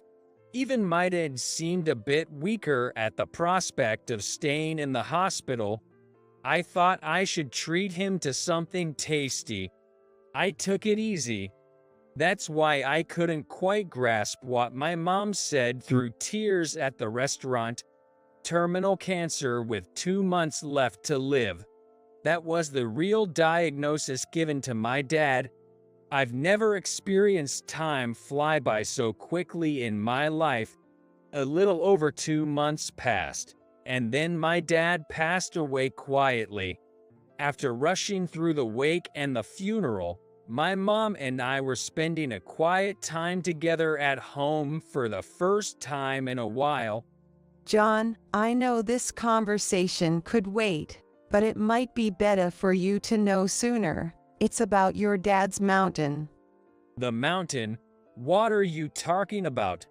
You remember, don't you, the mountain near our hometown where you went with your dad and me when you were little? That mountain has been passed down through your dad's family for generations, didn't you know? I indeed remembered driving for hours to the mountain when I was a child, but I had never heard that it was owned by my dad. My mom placed an old, yellow deed on the table. Your dad said not to pass it on to you, but I think it's better for you to decide. I knew why he had said that. Inheriting property comes with inheritance tax. I couldn't even imagine how much an entire mountain would cost. I thought about renouncing the inheritance. Honestly, my parents' hometown is pretty rural. Even if we tried to sell it, who knows if there would be a buyer, and as someone who's thoroughly indoorsy, owning it would be pointless for me. I told my mom as much. Then, she said, with a complex look on her face, "There's something I want to show you," and led me to my dad's study. Walking into my dad's room felt strange after so many years. The room was sparse and almost empty. My mom opened the closet and pulled out sleeping bags, a tent, and silver outdoor dishes, one after the other. Your dad hoped that once he retired, the three of us could go camping again. There are dishes for all three of us. See, he always took care of them on his days off because he knew you wouldn't like it if they were dirty. Funny, right? Considering you're not a child anymore. The camping gear, although aged, was immaculate. As I looked at them, I found myself crying before I knew it. I felt ashamed for so easily considering giving up something that meant so much. I imagined my dad caring for the tent and dishes for my sake. Crying like a child, I decided I would definitely inherit the mountain. When I told her, my mom cried and smiled happily, nodding in agreement. The next day, I started searching for mid-career recruitment opportunities and sent out my resumes. Considering the future, I wanted a job with a higher income, but I lacked both educational background and work experience.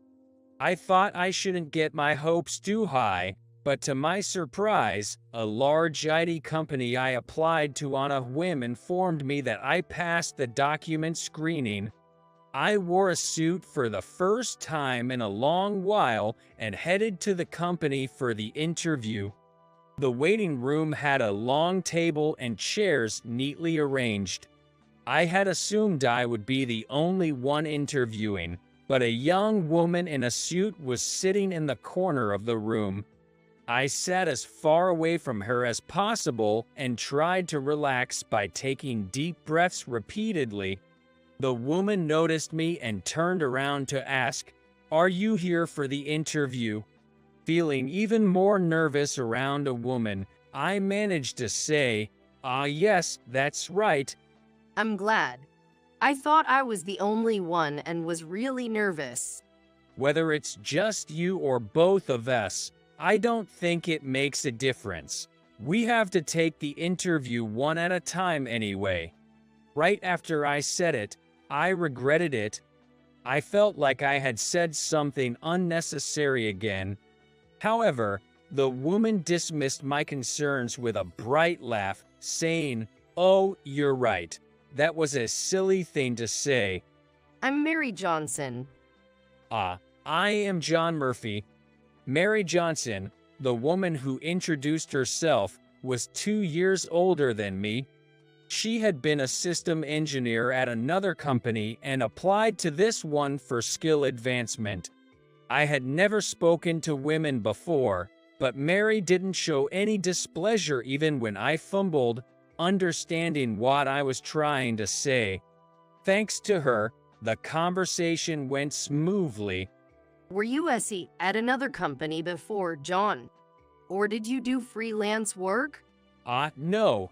I just made games and apps as a hobby, never professionally. I know all the programming languages, so I thought maybe I'd have a chance.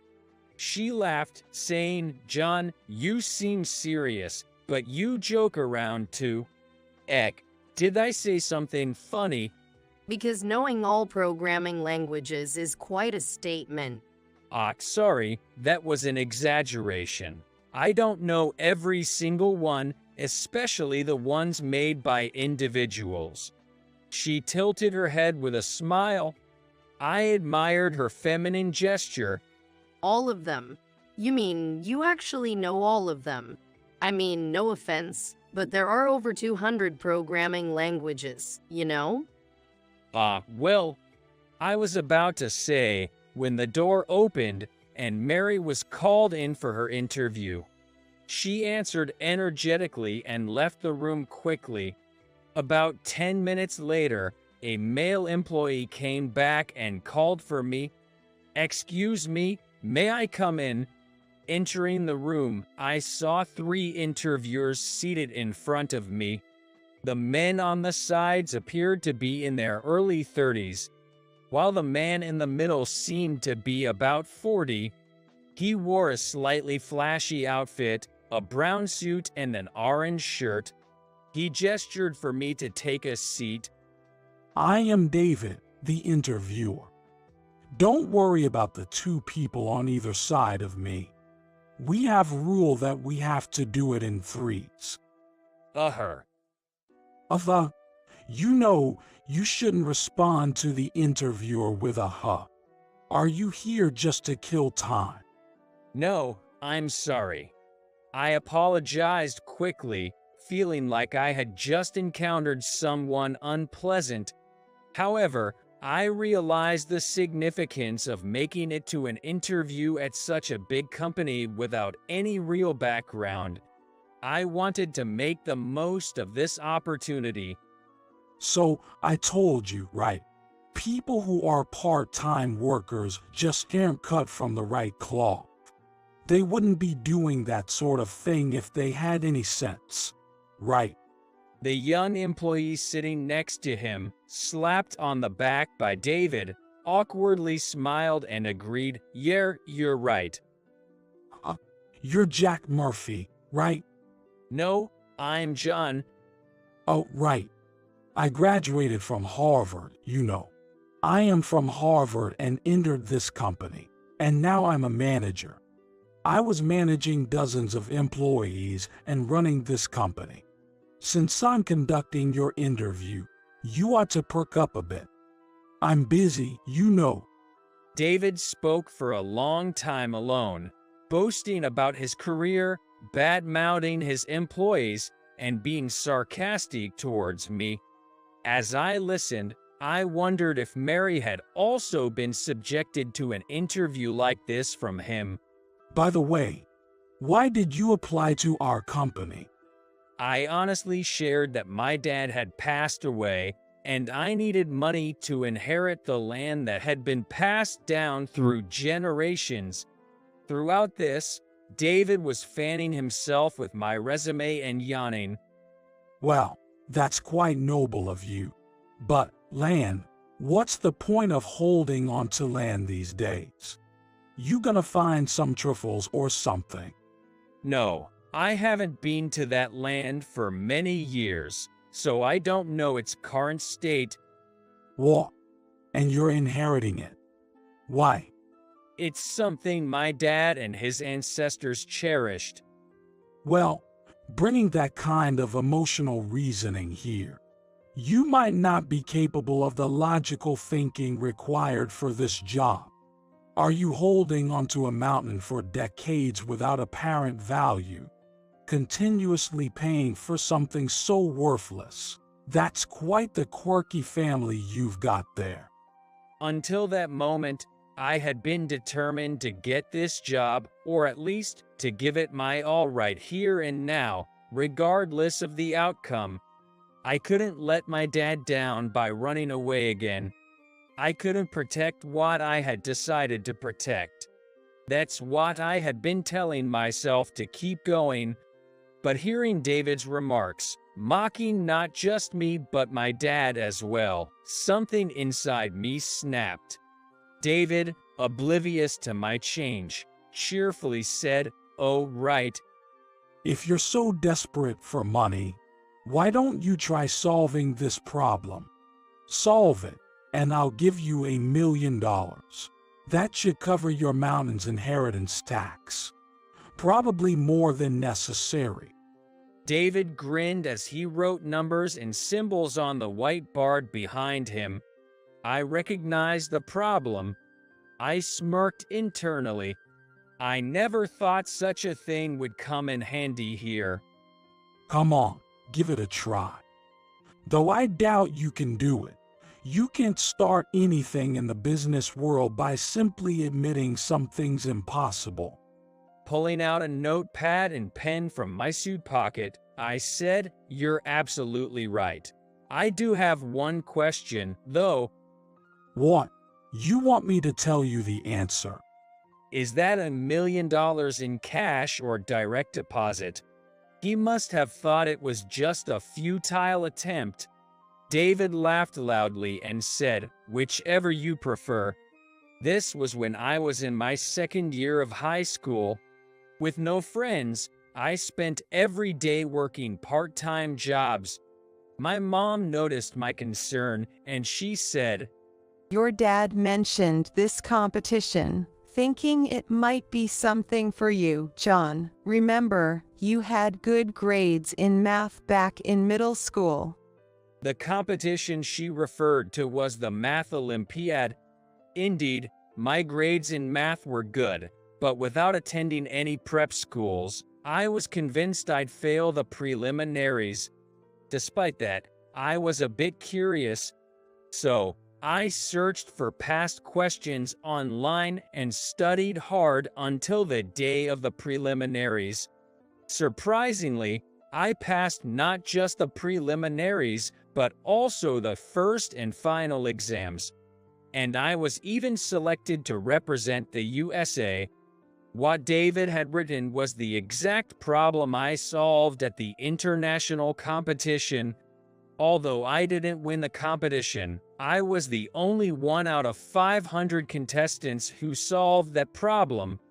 I didn't include this in my resume since it wasn't relevant to the job at this company. Even if I had, David probably wouldn't have read it. I wrote the answer to the problem and my bank account number on a notepad. As I placed the paper in front of David, His smirking face quickly turned pale and stiffened. The two people on either side peeked at the paper and let out a small cheer. "Ah, the number at the bottom is my bank account. Since you said I could choose how to receive it, please transfer it. I don't mind covering the transfer fee." What is this? You cheated, didn't you? David's desperate accusation made me burst into laughter. As you can see, I don't have a cell phone or anything with me.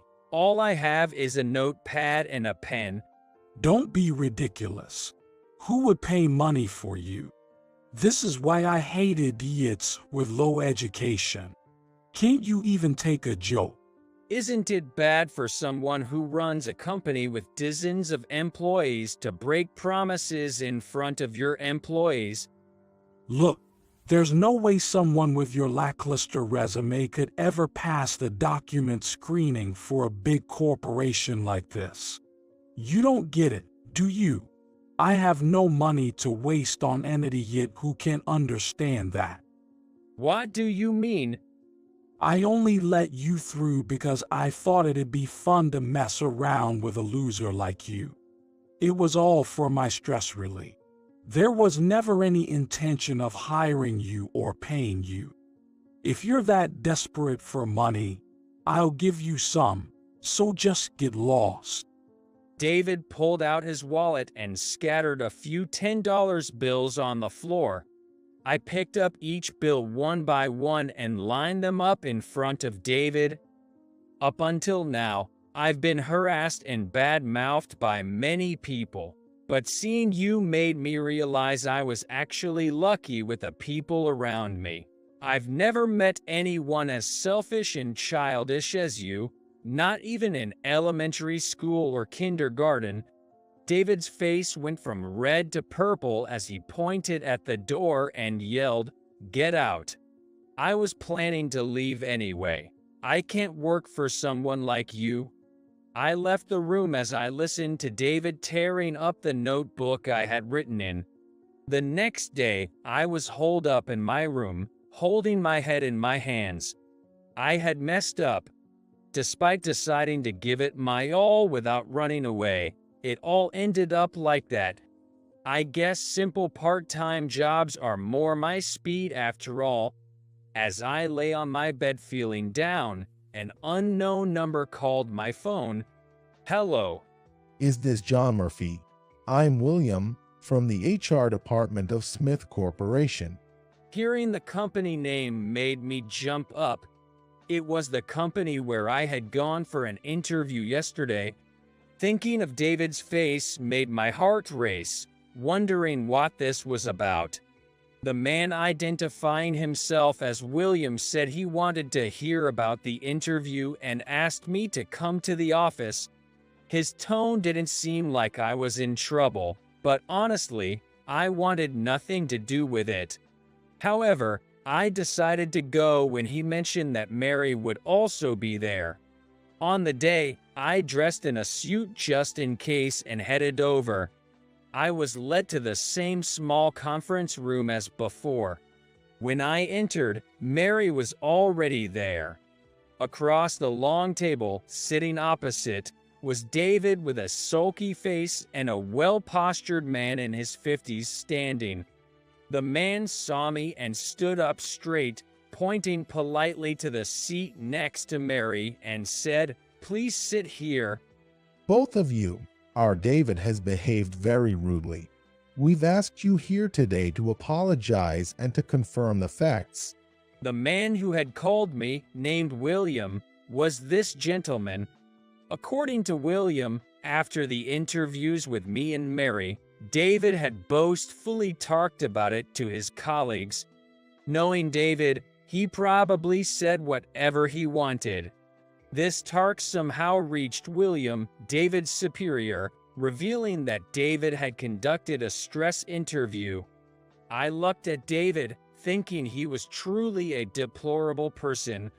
We've heard most of the story, but we'd like to hear the details from the two of you. I'm sorry to make you recall unpleasant things. No, I'm the one who should apologize for taking your time, I said, attracted by William's gentlemanly manner. I feel the same way as John. Thank you for setting up this meeting. Mary began to talk about what had happened yesterday. I was shocked by Mary's story. Mary was mocked by David for her work history, denied her character, and made gross sexual harassment comments that even the women in the store at night would rage against. William didn't think it was so bad. He turned his blue face to Mary and his red face to David. Watching Mary speak calmly and firmly without getting emotional was astonishing. Then it was my turn, and taking a cue from Mary, I calmly recounted David's disparaging comments about my dad and myself, and how he said he had only called me in for his stress relief. Midway through, David suddenly stood up, pointing at Mary and me, yelling, "That's a fabrication." Sit down and be quiet. Do you really believe these nabodists with no significant educational background over me? They're nabodists. Enough, David. William slammed his fist on the long table. We've received several reports of stress interviews from new graduates. I've also been consulted by your colleagues. I was considering how to address this when I heard about these two. Don't think I am acting without any basis. It's all lies. They're just jealous of an elite like me and gaining up on me. William heard this, stood up briskly, and approached David. Do you not trust these people who want to work for this company and spend much time applying, nor do your colleagues who work hard under you every day? Are you calling them liars? I was more overwhelmed by William's dignity than David's poo attitude. David seemed deflated, sinking weakly into his chair. William then turned to us. I am truly sorry for what has happened. There's no need for you to apologize, William, Mary said, hurriedly standing up. No, the misconduct of my colleagues is the responsibility of their superiors. I apologize for making you relive this unpleasant experience. It is entirely my fault. We will deal with David appropriately. I wondered how David could have turned out the way he did while working under such a supervisor as William. Seeing William's words and sincere actions made me strongly wish to work under him and learn from him. You might be fed up with us, but if it's all right with you, we would like to invite you for another interview at a later date. What do you think? I was taken aback by William's words, as if he had read my mind. As I was pondering what to say, Mary asked, could we possibly have some time to think about it? I felt embarrassed but decided to go along with Mary. Of course. You are both young and talented. You have plenty of options. Please take your time to consider. Mary might be, but I'm just a part-time worker. That's not true at all. I've heard from other employees that you solved that math problem. No one else could solve it. You can judge someone solely by their educational background or job history. William then laughed, patting the slumped David on the back. David nodded slightly. As we left the company, Mary suggested, would you like to grab some tea? Of course, I had no reason to refuse, so we went to a cafe near the station. We got carried away, bad-mouthing David and praising William. I guess I have to be a little thankful to David for giving Mary and me a topic to bond over. Are you going to take the Ray interview, Mary? I'm not sure. David told me that someone as assertive as me isn't suited for corporate work. That's rich coming from him. Don't worry about what he said. But I do see his point to some extent. I do have a strong desire to do things my way. As terrible as his personality and manners are, he's not completely blind to people's characters. So, despite being frustrated by what he said, I'm thinking that maybe going freelance isn't such a bad idea after all. Despite everything she had been through, I deeply respected Mary for her enthusiasm to turn the experience into something positive for the future. Her attitude encouraged me to make up my mind about what I wanted to do next. What about you, John? I've decided to go for the interview. Talking to William today really made me feel strongly about wanting to work with him. I think that's really important.